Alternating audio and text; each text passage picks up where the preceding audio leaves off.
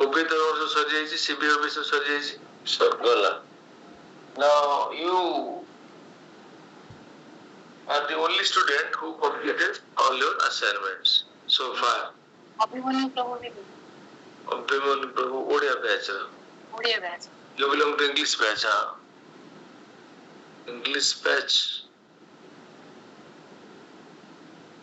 okay it's all right thank you very much for your sincerity and devotion towards Srila Prabhupada's mission.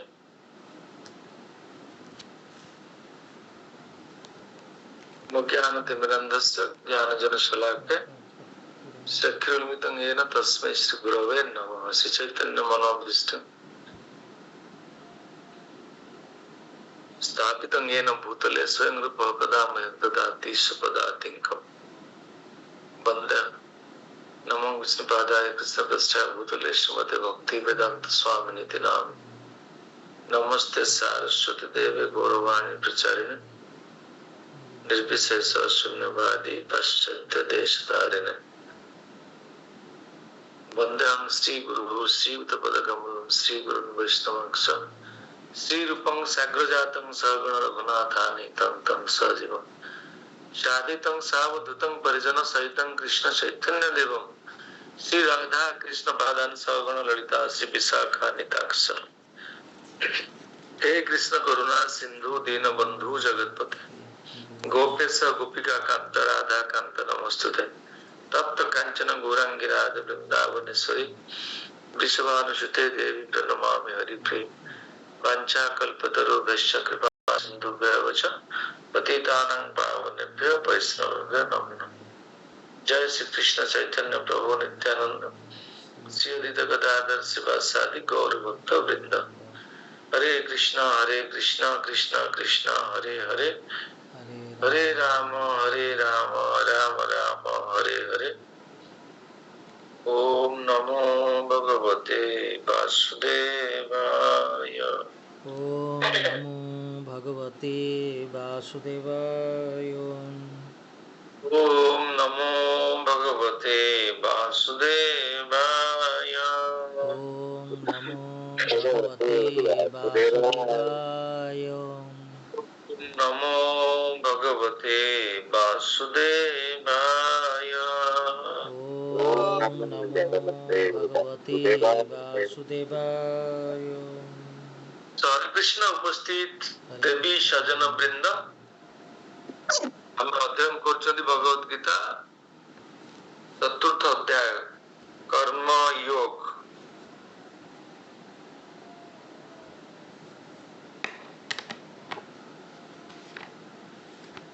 हमें सारी थिले 4.24 ओ अच्छा 4.24 धन्यवाद प्रभु संत बहुत पर्टिकुलर क्लास रे खुशी लागुची 4.25 ରୁ ଷ୍ଟାର୍ଟ ହବ ଆଜି ତ 4.25 अच्छा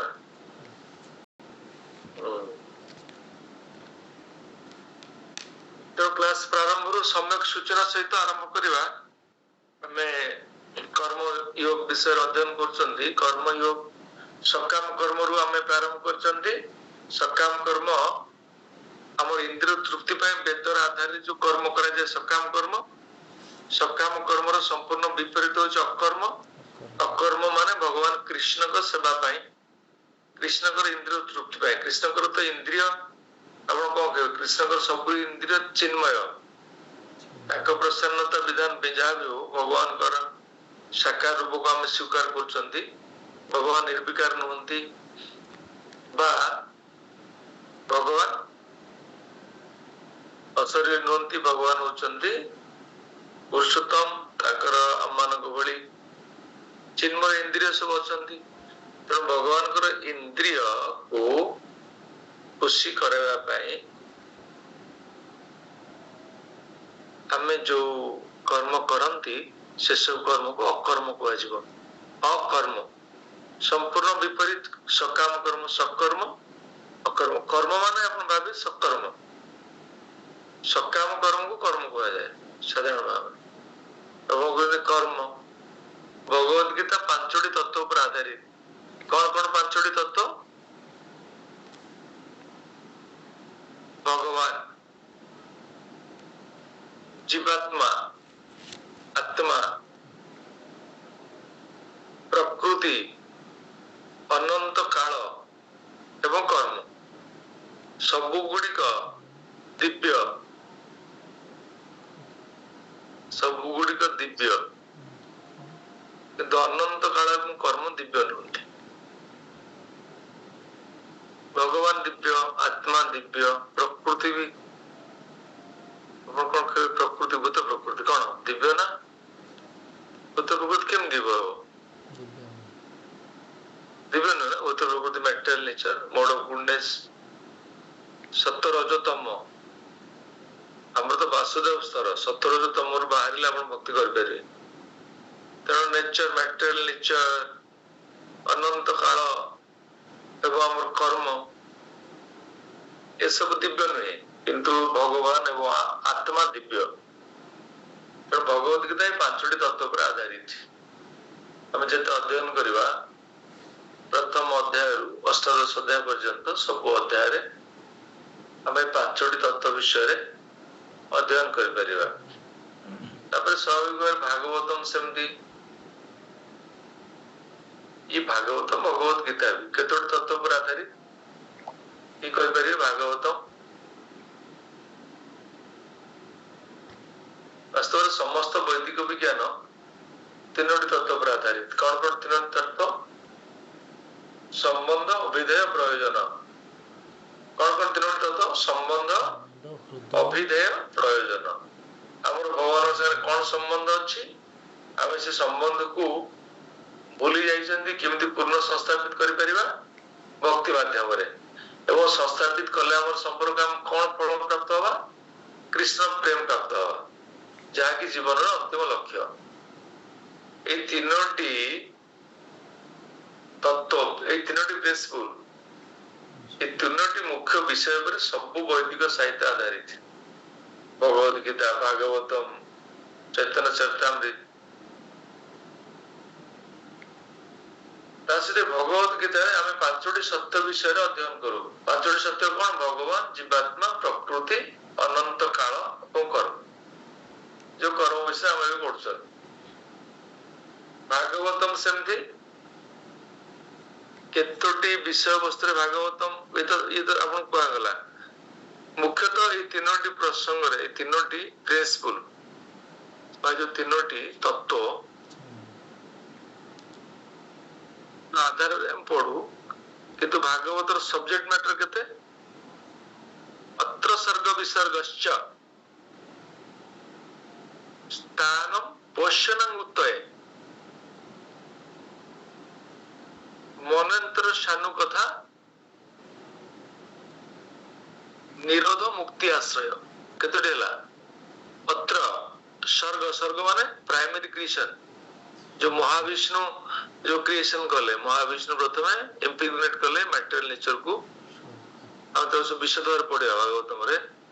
तो प्राइमरी क्रिएशन, विसर्ग माने ब्रह्मा जो क्रिएशन कले, तापरे जो भगवान इंस्ट्रक्शन दिले तापर तुम प्रजा सृष्टि करो, प्रजापिता ब्रह्मा, सेला सेकेंडरी क्रिएशन। अत्र सर्ग विसर्ग स्थान माने प्लानेटरी सिस्टम। प्रथम स्कंद रु पंचम स्कंद पर्यंत प्लानेटरी सिस्टम पूरा पढ़िबा भागवतम रे। प्लानेटरी सिस्टम केमति पुरुष स्थान रे प्लैनेट्स मान अछंती। स्थान पोषण माने हम की पोषण करछंती, गुजर मेंटेनर बुझला। उतय माने इम्पेटस हमर बंचिवा पे हम सहायता के प्रदान करछंती।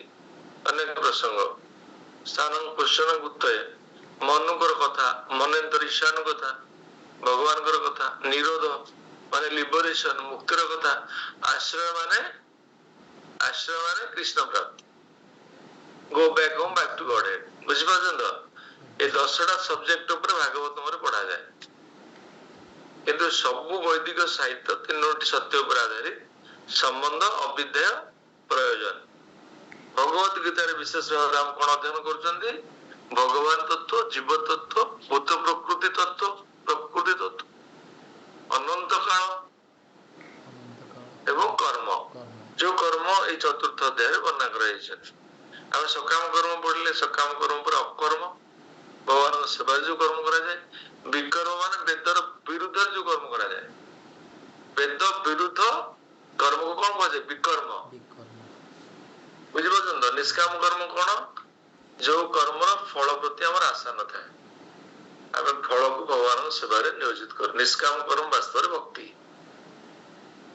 निष्काम कर्म मान आप भक्ति निष्काम कर्म योग कहे निष्काम कर्म मान योग जोड़ा हो भगवान सागर जोड़ा सकाम कर्म योग आप कहीपर सकाम कर्म ना योग कौन जो कर्म भगवान सेवार जोड़ कर्म योग कहगला कर्म योग माने एटी कृष्ण ये चतुर्थ अध्याय उपदेश दौरान तुम्हें सब तुम कर्म को योग परिणत कर केवल आप कर्म फल को भगवान सेवार लगे कौन कले योग योग माने जोड़ क्या संगे भगवान सेवार केमती संभव अरे भगवान सेवार कर्म को जोड़िला माने से योग है सबू योगर अर्थ हूँ भगवान सेवार आप कौन जोड़िले बुझु तो प्रथम सकाम कर्म थे निज इंद्रिय सुख जोड़ुले निज जोड़ुले एवं कौन करेंगे से कर्मटा करेंगे किंतु भगवान सेवार लगे सी है भक्ति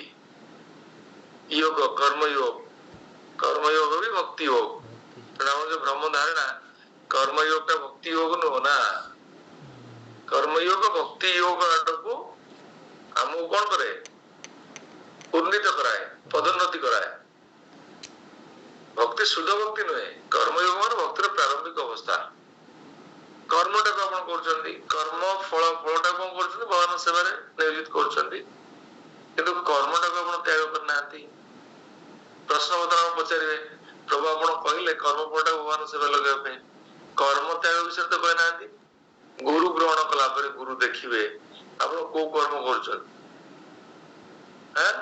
राति उजागर रहा कर्म कर हुईसिल मारिक आप राति सारा जगुवे होमगार्ड थे बॉडीगार्ड से कर्म भक्ति भल हबनी गुरु कह बापा बॉडीगार्ड काम छाड़े तू कृषक ही जा से बर भल कहीं से भक्ति पाई अनुकूल तो बॉडीगार्ड रू केते पैसा पाउछ 3000 कृषक हेले केते पैसा पाइबू हाँ गुरु महाराज कृषक भी पाइबी मु 3000 तो से बॉडीगार्ड काम छाड़े कृषक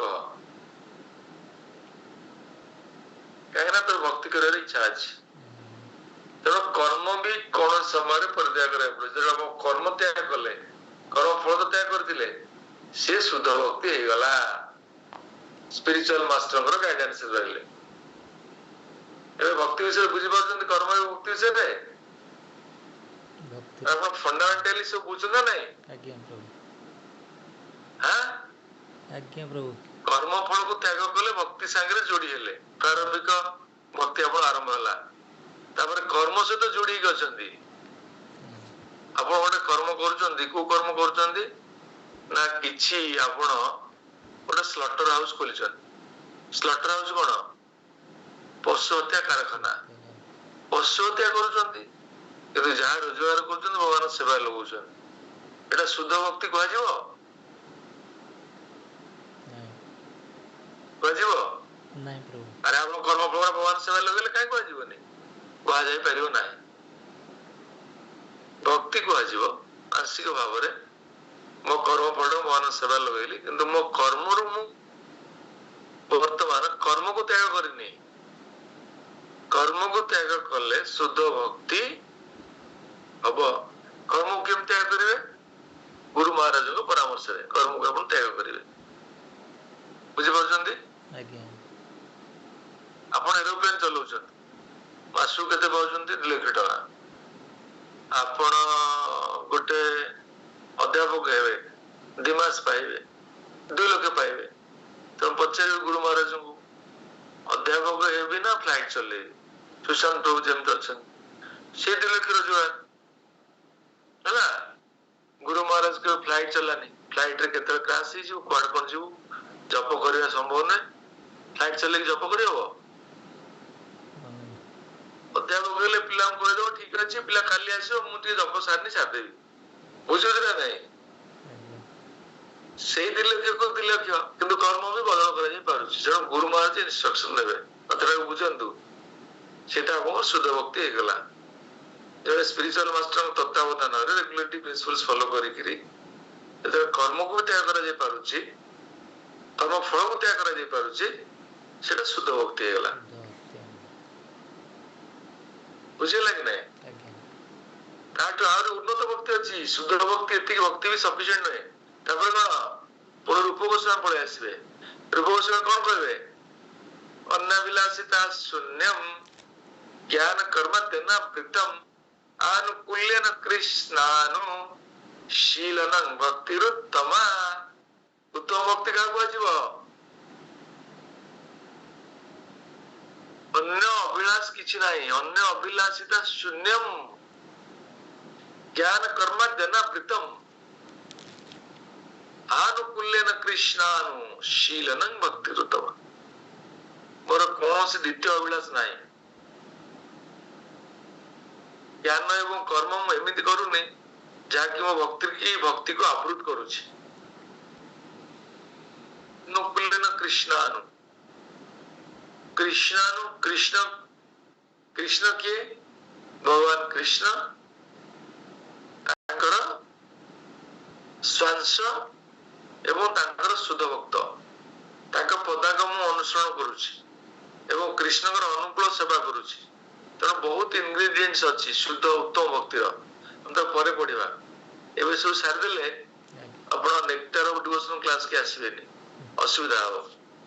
ଏବେ ଭଗବତ ଗୀତା ପଢା ହଉଛି ହେଲା। ଏବେ ଗୀତାରେ ଆମେ କର୍ମଯୋଗ ବିଷୟରେ ପଢୁଛେ, ସେତିକି କହୁଛି। ପୁଣି ବର୍ଦ୍ଧିତ ହେଇଗଲେ ଅସୁବିଧା ହବ। ତାହେଲେ ଶ୍ଲୋକ ସହିତ ଆମେ ଯିବା। କେତେ ଆମର ସବଜେକ୍ଟ ମ୍ୟାଟର ଅଛି। ଆମେ 25 ନମ୍ବର ଶ୍ଲୋକରୁ ପଢିବା। ବୁଝିପାରୁଛନ୍ତି ତ? କର୍ମ ବିଷୟରେ ଆଲୋଚନା କରୁଥିଲେ, ଅଧ୍ୟୟନ କରିଛନ୍ତି। ଭଗବାନ ଏବେ ଆମକୁ ଏ ଚାପ୍ଟର କେମିତି ଏଟା ଡିଭିଜନ ହେଇଛି, ଚାପ୍ଟର ଟା କହିଥିଲି ବୋଧେ।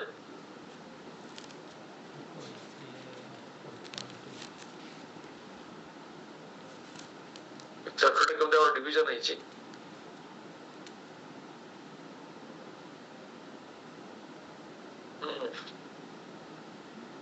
ଚତୁର୍ଥ ଅଧ୍ୟାୟ ତ 4.1 ରୁ 4.10 ट्रांसेंडेंटल नॉलेज। तापर 4.1 ରୁ 4.15 Krishna goal of all path. तापर 16 ରୁ 24 ଆମେ ପଢିବା कर्मयोग्य। कर्मକୁ ଆମେ କେମିତି ଅକର୍ମରେ ପରିଣତ କରିବା। 16 ରୁ 24 ଆମେ ପଢି ସାରିଛନ୍ତି। ତାପରେ 25 ନମ୍ବର ଶ୍ଲୋକରୁ ପଢିବା। 25 ରୁ 32 ପର୍ଯ୍ୟନ୍ତ ପଢିବା। କେତେ ପ୍ରକାରର ଯଜ୍ଞ ଅଛି। ଯଜ୍ଞ ଜାଣିଛନ୍ତି ତ? टाइप्स ऑफ यज्ञ। 25 ରୁ 32 ଯାଏଁ ପଢିବା। ଯଜ୍ଞ କାହିଁକି ଜାଣିବା ଦରକାର? 25 ରୁ 32 ନା 25 ରୁ 33 କହିଥିଲେ। 25 ରୁ 33 କହିଥିଲି? ଆଜ୍ଞା କହିଥିଲେ, ମୁଁ ଲେଖିଥିଲି। 32 33 ଆଉ 32 33 ଦେଖିବା। କି ଅଥର କହୁଛନ୍ତି 32, କୋଉଠି 33 ଲେଖା ହେଇଛି। ଆଜ୍ଞା ହେଲା। ଆଜ୍ଞା।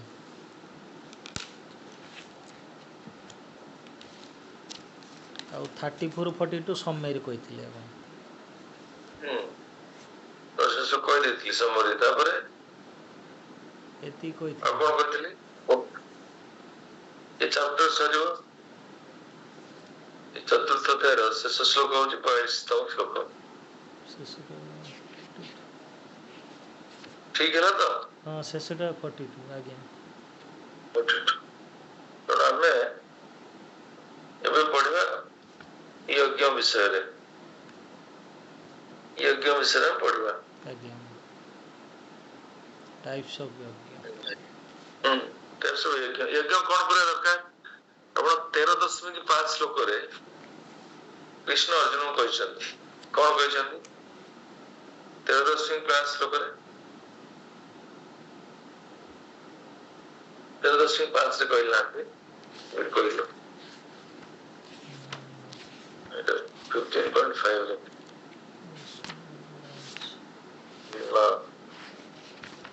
18.5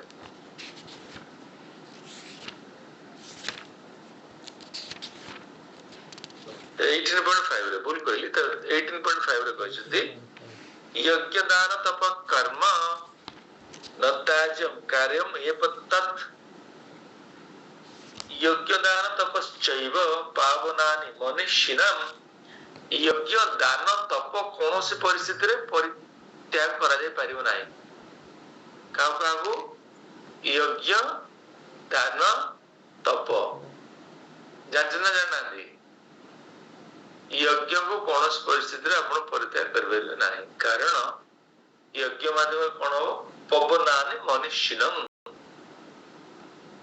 आमर समस्त कर्म फल भस्म हो कर्म गुड़ाक सब नष्ट हो भक्ति करने आम प्रोत्साहित हो आम भक्ति करने गोटे पृष्ठभूमि प्राप्त हो पार पवित्रता भक्ति एकांत प्रयोजनीय से तो महाप्रभु कहले चेत दर्पण मार्जन भवो महादेवाग्नि निर्वापण श्रेय करव चंद्रिका वितरण विद्या वधु जीवन आनंदाबुद्धिवर्धन प्रतिपदन पूर्ण अमृत स्वादन सर्वात्म स्नापन परम विजय श्री कृष्ण संकीर्तनम कौन कहले चेत दर्पण मार्जन आप चेतना रूप दर्पण को मार्जना करंतु कॉन्शियसनेस को कौन करंतु प्यूरिफाई करंतु कॉन्शियसनेस को इरेज करंतु क्लस्टर्स ऑफ डस्ट पार्टिकल्स लगी जाइछि चेतना हमर कुशित हो जाइछि कार्पण्य कार्पण्य कार्पण्य दोष उपहत स्वभाव दोष कार्पण्य दोष रे उपहत स्वभाव मोर कैरेक्टरिस्टिक्स गुडा कार्पण्यता माइजरलीनेस कोन ना मो जीवन उपयोगिता विषय बुझिनी मानव जन्म कहीं प्राप्त होइछि वास्तव में मानव जीवन को केमती भाव में विनियोग करी मानव जीवन उद्देश्य कौन ये हूँ मोर कार्पण्यता ब्राह्मण माने कौन जे मानव जीवन को बुझी मानव जीवन प्राप्ति हवार कारण बुझी से हूँ ब्राह्मण अपोजिट से दान आपण करिवे प्यूरिफिकेशन पाए कॉन्शियसनेस को चेतना रूप दर्पण को मार्जन करबे यज्ञ करिवे दान करिवे यज्ञ दान दान करिवे काहे कि ताप कर्म फल को भगवान सेवा रे जोड़िले कर्म फल को भगवान सेवा रे जोड़े पड़िबो तपस्या काहे करिवे ना तपस्या भक्तिर गोटे प्रमुख अंग केतोटी पिलर अछि भक्तिर परीक्षित महाराज को सुखदेव गोस्वामी कौन कहले केतोटी पिलर सत्य दया तपस्या शौचता भक्ति पे एकांत प्रयोजन कौन कौन सत्य दया तपस्या शौचता से ऋषभदेव भगवान तक शहे पुत्र को कौन कहते भरत महाराज जहाँ ज्येष्ठ पुत्र थे कौन कहते तपो दिव्यं पुत्र का तपो दिव्यं पुत्र का हे पुत्र माने तुम्हें तपस्या कर प्रथम जो भगवान आसिले कृष्ण भगवान कौन कहते ब्रह्मा को तपस्या कर तो तपस्या बिना जीवन संपूर्ण भाव में व्यर्थ आम कलिजुग तपस्या कौन ये कोई पारे नाम कीर्तन यस कलिजुग तपस्या हरे कृष्ण कृष्ण कृष्ण हरे हरे हरे राम राम राम हरे हरे कृष्ण वर्णं तसा कृष्णं संग पंग शपशदम यज्ञ संकीर्तन प्रायहि येयन्ति सुमेधसः विद्वान माने चैतन्य महाप्रभु को द्वारा प्रवर्तित महामंत्र संकीर्तन महायज्ञ रे प्रवेश करती तेणु आपण समस्त विद्वान और समस्त बुद्धिमान से समस्ते आपण माने कृष्ण कॉन्शियसनेस मूवमेंट जहाँ प्रभुपाद महाराज हमको उपहार देइछन्ती हमें से जीवन में स्वीकार करछन्ती ग्रहण करछन्ती जीवन परम सफलता प्राप्ति पे हम समस्ते भक्ति जाजन करछन्ती एवं प्रयास करछन्ती ସେଥିପାଇଁ ଯଜ୍ଞ ଦାନ ତପ ଅନିର୍ବାର୍ଯ୍ୟ ଜୀବନରେ। ଏଠି ସେଥିପାଇଁ ଯଜ୍ଞ ବିଷୟରେ ଭଗବାନ କହିବ ଅର୍ଜୁନ ଟିକେ ଟିକେ ସମ୍ୟକ ସୂଚନା ପ୍ରଦାନ କରୁଛନ୍ତି କର୍ମଯୋଗ ମାଧ୍ୟମରେ। କଣ କହୁଛନ୍ତି? ଲଭନ୍ତେ ବ୍ରହ୍ମ ନିର୍ବାଣମ୍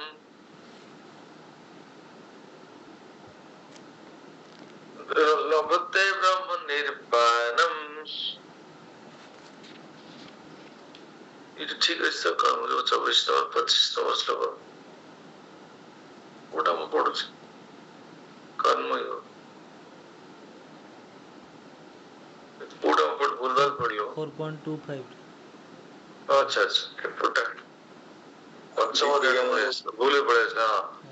ବ୍ରହ୍ମାର୍ପଣଂ ବ୍ରହ୍ମ ହବି ବ୍ରହ୍ମାଗ୍ନୋ ବ୍ରହ୍ମଣା ହୁତମ୍ ବ୍ରହ୍ମୈବ ତେନ ଗନ୍ତବ୍ୟମ୍ ବ୍ରହ୍ମ କର୍ମ ସମାଧିନା ବ୍ରହ୍ମାର୍ପଣମ୍ ବ୍ରହ୍ମ ଅର୍ପଣମ୍ ବ୍ରହ୍ମ ହବି ବ୍ରହ୍ମାଗ୍ନୋ ବ୍ରହ୍ମଣା ହୁତମ୍ ବ୍ରହ୍ମୈବ ତେନ ଗନ୍ତବ୍ୟମ୍ ବ୍ରହ୍ମ କର୍ମ ସମାଧିନା। ଯେଉଁ ବ୍ୟକ୍ତି ସମ୍ପୂର୍ଣ୍ଣ ରୂପେ କୃଷ୍ଣ ଚେତନାରେ ଅଛି ସେ ନିଶ୍ଚୟ ଦିବ୍ୟ ଲୋକକୁ ଯିବ, କାରଣ ସେ ସମ୍ପୂର୍ଣ୍ଣ ରୂପେ ଦିବ୍ୟ କର୍ମରେ ହିଁ ଆତ୍ମସମର୍ପଣ କରିଛି, ଯେଉଁଥିରେ କି ପୂର୍ଣ୍ଣାର୍ପଣ ଭାବ ରହିଛି ଏବଂ ଯାହା ଅର୍ପିତ ହେଲା ତାହା ମଧ୍ୟ ସେ ଦିବ୍ୟ ଭାବାପୂର୍ଣ୍ଣ ଅଟେ। ଶ୍ରୀ ପ୍ରଭୁପାଦ ମହାରାଜ କୁହନ୍ତି ଆମ ଜୀବନର ପରମ ଗତି ପରମ ଲକ୍ଷ୍ୟ ଭଗବାନ କୃଷ୍ଣଙ୍କ ପ୍ରାପ୍ତି, କୃଷ୍ଣ ପ୍ରେମ, ଆଦୌ ଶ୍ରଦ୍ଧା ତଥା ସାଧୁ ସଙ୍ଗ ଭଜନ କ୍ରିୟା ଅନର୍ଥ ନିବୃତ୍ତି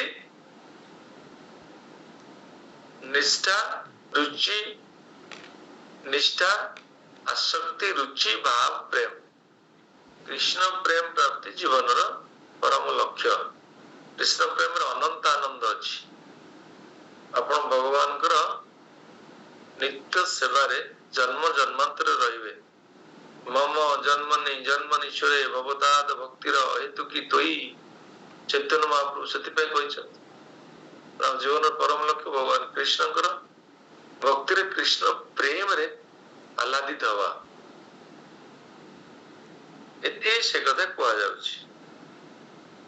କୃଷ୍ଣ ଭାବନା ଭକ୍ତି ଯୋଗ ମାର୍ଗର ବିବିଧ କର୍ମ ଅଛି, ଯେଉଁ ସବୁ କର୍ମ ସବୁ କଥା ପରବର୍ତ୍ତୀ ଶ୍ଲୋକ ମାନଙ୍କରେ ବର୍ଣ୍ଣନା କରାଯିବ। ତ ବର୍ତ୍ତମାନ କେବଳ କୃଷ୍ଣ ଚେତନା ବିଧି ହିଁ ବର୍ଣ୍ଣନା କରାଯାଇଛି। ଭୌତିକ ଦୋଷ ଦୁଷ୍ଟ ଏକ ବଦ୍ଧ ଜୀବ ନିଶ୍ଚିତ ଭାବେ ଭୌତିକ ସ୍ତରରେ ହିଁ କର୍ମ କରିବ ଏବଂ ତାକୁ ସେ ପରିବେଶରୁ ମୁକ୍ତ ହେବାକୁ ପଡିବ। କେମିତି ମୁକ୍ତ ହେବ? ଭକ୍ତି ଯୋଗକୁ ଆଚରଣ କଲେ। କାରଣ ଭୌତିକ ଜଗତର ବନ୍ଧନରେ ଆମେ ଏମିତି ଜନ୍ମ ଜନ୍ମାନ୍ତରରେ ପଡିଥିବା। କ୍ଷିପାମି ଅଜସ୍ରମ ଆସୁରୀଷୁ ଏବଂ ନିଶୁ, ଅନନ୍ତ ଅନନ୍ତ ଆସୁରୀଷି ଯୋନିରେ ମୁଁ ତାକୁ ନିକ୍ଷେପ କରିବି, ଯିଏ ମତେ ପ୍ରାପ୍ତି ପାଇଁ ଇଚ୍ଛା ପ୍ରକାଶ କରିବ ନାହିଁ। କିନ୍ତୁ ଆମକୁ ଯୋଉ ମ୍ୟାଟେରିଆଲ ବଣ୍ଡେଜ ବା ଯୋଉ ମ୍ୟାଟେରିଆଲ ଏକ୍ସିଷ୍ଟେନ୍ସ ରୁ ଆମକୁ ଉଦ୍ଧାର କରିବାକୁ ହେଲେ କଣ କରିବାକୁ ପଡିବ? ଭକ୍ତି କୁ ଆଶ୍ରୟ କରିବାକୁ ପଡିବ। ଭକ୍ତି ମାଧ୍ୟମରେ ଚେତନାର ଶୁଦ୍ଧିକରଣ ହବ, ଆମର କଳମସ ଭସ୍ମ ହବ ଏବଂ କୃଷ୍ଣ ପ୍ରେମ ସ୍ୱାଭାବିକ ଭାବରେ ପ୍ରକଟ ହବ। ଫଳତଃ ଭଗବାନ କୃଷ୍ଣଙ୍କ ଆଡକୁ ଆମେ ଅଭିମୁଖରେ ଯାତ୍ରା କରିପାରିବା। ସେଇ ମ୍ୟାଟେରିଆଲ ଆପଣ ଦେଖନ୍ତୁ ଭକ୍ତି କେମିତି କରାଯାଇପାରେ? ଭକ୍ତି ସହଜ ଏବଂ ସରଳ। ଆପଣ ଭଗବାନଙ୍କ ସେବାରେ ସବୁକୁ ନିୟୋଜିତ କରିବେ। ତା ଅର୍ଥ ନୁହଁ ପଶୁକୁ ହତ୍ୟା କରିକି ମାଂସ ଭଗବାନଙ୍କ ସେବା ଲଗେଇବେ ନା, ସେମିତି ବ୍ୟବସ୍ଥା ନାହିଁ। ସବୁକୁ ନିୟୋଜିତ କରିବେ ମାନେ ଯାହା ଭଗବାନଙ୍କ ସେବାରେ ନିୟୋଜିତ କରାଯାଇ ପାରିବା ପାଇଁ ଭଗବାନ କହିଛନ୍ତି। ତାଙ୍କର ଗୋଟେ ଜୀବ, ତାଙ୍କର ଗୋଟେ ସୃଷ୍ଟ ଜୀବକୁ ଆପଣ ହତ୍ୟା କରିବେ, ତାଙ୍କୁ କହିବେ ଆପଣ ନିଅନ୍ତୁ। ଆପଣଙ୍କ ଭାଇକି ହତ୍ୟା କରିକି ଆପଣ ଆପଣଙ୍କ ବାପାକୁ ଉପହାର ଦେବେ, ବାପା କଣ କହିବ? ମୋ ପୁଅଟା ବୀର, ଗୋଟେ ହିରୋଟା, ଗୋଟେ ପୁଅକୁ ମାରିଦେଲା ମତେ ଦଉଛି। ସେମିତି ହବ କି? ସେ କଥା କହିଛନ୍ତି। ଆପଣ ଚାକିରି କଲେ, ଗୋଟେ ଆଣ୍ଡ୍ରଏଡ ଆଇଫୋନ ଆଣିଲେ ବାପାଙ୍କୁ ଦେଲେ, ବାପା ଖୁସି ହେବେ। ଯାହା ମୋ ପୁଅଟା ରୋଜଗାର କରିକି ଆଣିକି ମତେ ଗୋଟେ ଫୋନଟା ଗିଫ୍ଟ ଦଉଛି। ହତ୍ୟା କରିକି କଣ ଦେବେ? ସେଇଭଳିଆ ଯେମିତି ଗୋଟେ ଉଦାହରଣ, ଦୁଗ୍ଧପାନ କରି ଆମେ ଦୁଗ୍ଧପାନ କରିଥିଲେ ଉଦରରେ ଯନ୍ତ୍ରଣା ହେଇଥିଲା, ଇନଡାଇଜେସନ ହେଇଥିଲା, ପୁଣି ଦହି ପିଇଲେ ସେଇ ଡାଇଜେସନ ଭଲ ହବ ନା ନାଇଁ? ସେଥିପାଇଁ ଭୌତିକ ଦୋଷ ଦୁଷ୍ଟ ବଦ୍ଧ ଜୀବ କୃଷ୍ଣ ଚେତନା ବିଧି ଗ୍ରହଣ କଲେ ଭୌତିକ ଦୁଃଖ ଯନ୍ତ୍ରଣାରୁ ମୁକ୍ତ ହୋଇପାରିବ।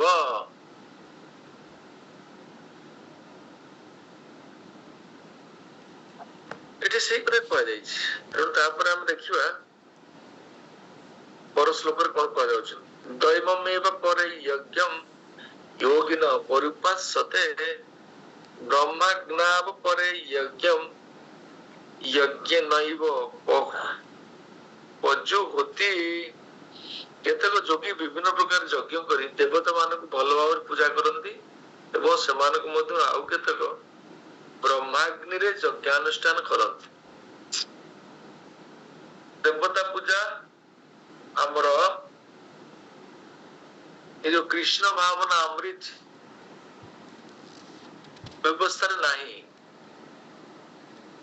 देवता पूजा वर्जनीय कहीं देवता माने भगवान विभिन्न विभाग दायित्व अच्छा से भगवान शरीर विभिन्न अंश भगवान सेवा कले से स्वतःस्फूर्त भाव संतुष्ट हे। आप केते देवता मान संतुष्ट करें कहावत अच्छी 33 कोटी देवता 33 crores of demigods।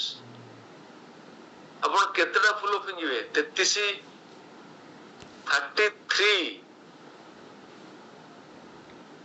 कोटी देवता को 33 टा फूल कोड पाइबे 33 कोटी प्रणाम केमति करिवे। तेणु आपण संतुष्ट करि परिबे नाही कोन सी डेमिगॉड्स मान से भी शुद्ध भक्ति नुहे। कृष्ण गोटे प्रणाम कले सब 33 टा देवादेवी मानकर प्रणाम हो गला।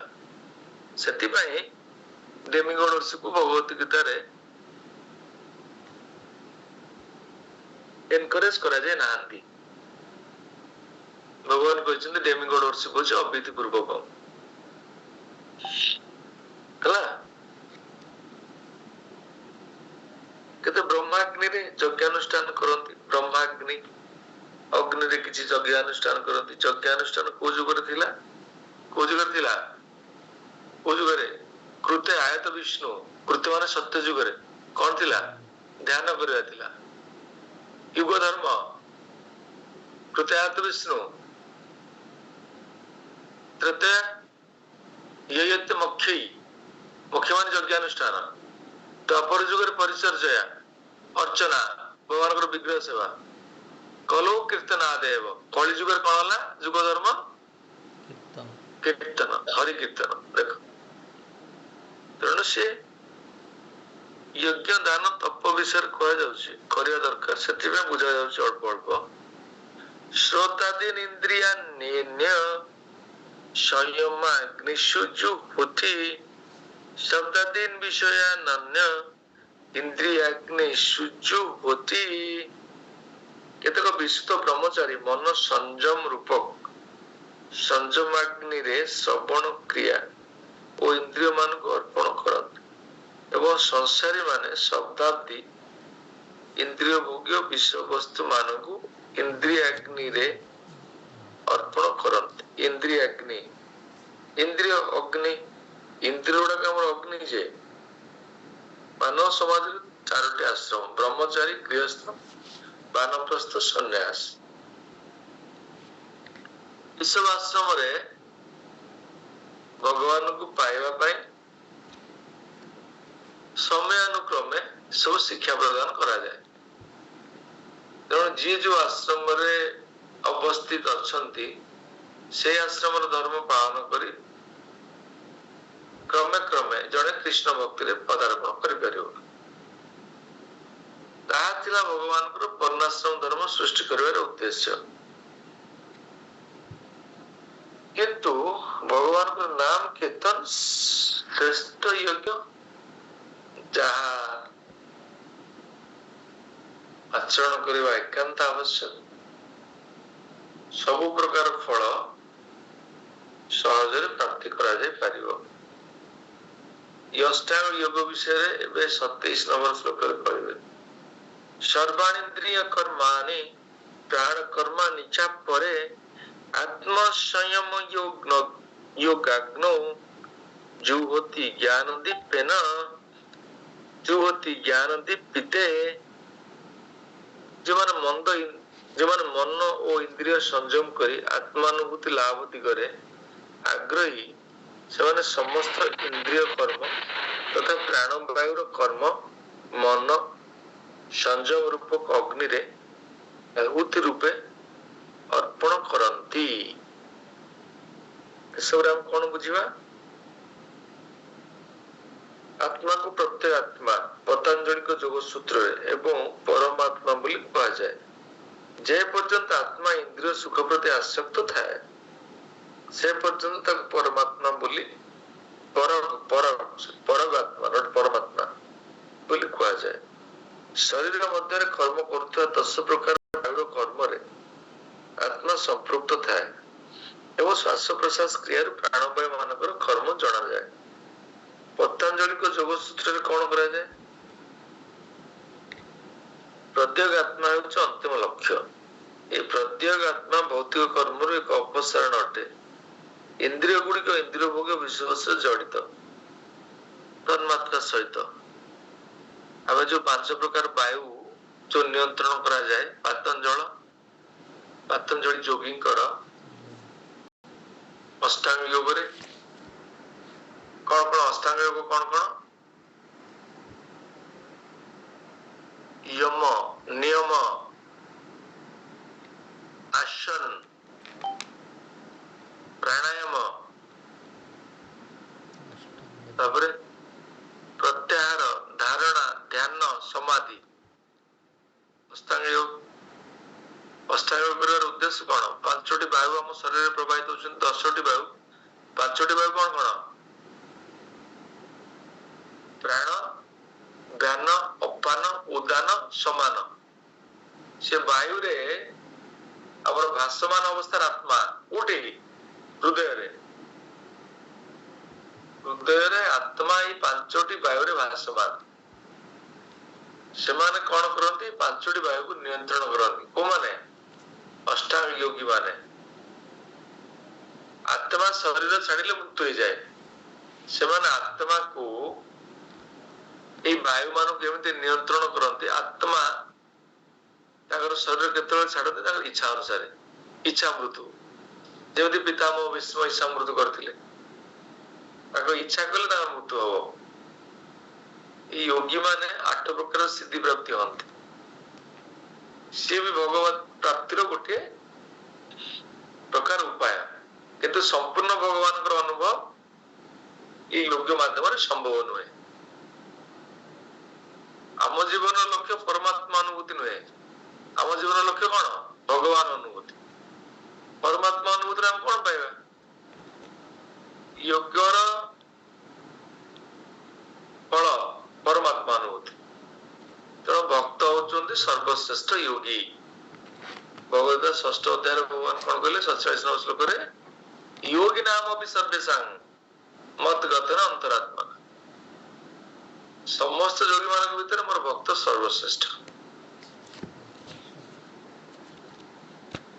सुशांत प्रभु आमे कौन वायु नियंत्रण करवा ना दरकार नहीं आज्ञा कष्ट वायु नियंत्रण करवा ना भक्ति करवा हम भक्ति करिया ते रामदेव से करिए सुशांत प्रभु आज्ञा प्रभु हरे कृष्ण प्रभु दंडवत वायु नियंत्रण करवा ना हमें भक्ति कौन करवा भक्ति करिया भक्ति तेणु टणाटणी करवानी ये जो आसन प्राणायाम ଆପଣ କରୁଛନ୍ତି କି ସେ କପାଳଭାତି ଅନୁଲୋମ ବିଲୋମ କରୁଛନ୍ତି କି ନା ସେଟା କରୁନି ଟାଇମ ହଉନି ଅଳ୍ପ ଟିକେ କରୁନାହାନ୍ତି ସୁସ୍ଥ ରହିବେ ଅଳ୍ପ କରନ୍ତୁ ସୁସ୍ଥ ରହିବେ ଭଲ ଭାବରେ ଭକ୍ତି କରିପାରିବେ ବେଶୀ ମଜି ଯିବେନି ସିଆଡେ କେବେ ଶକ୍ତ ହେବି ରେସଲର ହେବି ବାହୁ ଗୁଡାକ ବଢେଇବି ସେଗୁଡା ସବୁ କରିବେନି ଅଳ୍ପ ଖାଲି ଟିକେ ଶରୀର ସୁସ୍ଥତା କରିପାର ଇସ୍କନରେ କିଛି ଡିଭୋଟି ମାନଙ୍କୁ ଶିକ୍ଷା ଦିଆଯାଉଛି ସୁସ୍ଥତା ପାଇଁ ବିଭିନ୍ନ ପ୍ରକାର ରୋଗରେ ଆକ୍ରାନ୍ତ ହଉଛନ୍ତି ଖାଇବା ପିଇବାର ଅଭାବରେ ଟାଇମଲି କଲେ ନିୟନ୍ତ୍ରିତ କଲେ ସୁସ୍ଥ ରହିପାରିବେ ସୁସ୍ଥତା ପାଇଁ ଯେତିକି ଦରକାର ଆପଣ କହିବେ ମୁଁ ଯୋଗ କରିକିରି ବାୟୁ ନିୟନ୍ତ୍ରଣ କରିକି ଇଚ୍ଛା ମୃତ୍ୟୁ କରିବି ସେମିତି ହବନି। ବୁଝିପାରୁଛନ୍ତି ତ? ଆଜ୍ଞା। କୌଣସି ଜ୍ଞାନ ଆଉ କର୍ମ ଭକ୍ତିକୁ ଆବୃତ କରିପାରିବନି। ଭକ୍ତି ଆମର ମୂଳ ଲକ୍ଷ୍ୟ। ଗୋଲ୍ଡି ମାତାଜୀ ତମେ କଣ ପ୍ରାଣାୟାମ କରୁଛ? नहीं प्रभु जी। କରୁଛ ପ୍ରାଣାୟାମ? नहीं प्रभु जी। ପ୍ରାଣାୟାମ କାଇଁ କରିବ? ତ ସୁସ୍ଥ ଅଛ, ପ୍ରାଣାୟାମ କାଇଁ କରିବ? ପ୍ରାଣାୟାମ କଲେ କଣ ତ ପ୍ରାଣାୟାମ କଲେ ପ୍ରାଣାୟାମ ବାୟୁ ମାନଙ୍କୁ ନିୟନ୍ତ୍ରଣ କରିବ। ପ୍ରାଣାୟାମ କଲେ ଫଳ କଣ ପାଇବ? ସୁସ୍ଥ ହେଲେ କଣ ହବ? ତମ କଣ ମୃତ୍ୟୁକୁ ଅଟକେଇ ପାରିବ? ମୃତ୍ୟୁ ହେଇଗଲେ ତ ପୁଣି ପ୍ରାଣାୟାମ କରୁଥା। ଯଦି ଆଗକୁ ପଶୁ ଜନ୍ମ ଜନ୍ମ ହେଇଗଲା, କୁକୁର କଣ ପ୍ରାଣାୟାମ କରିପାରିବ?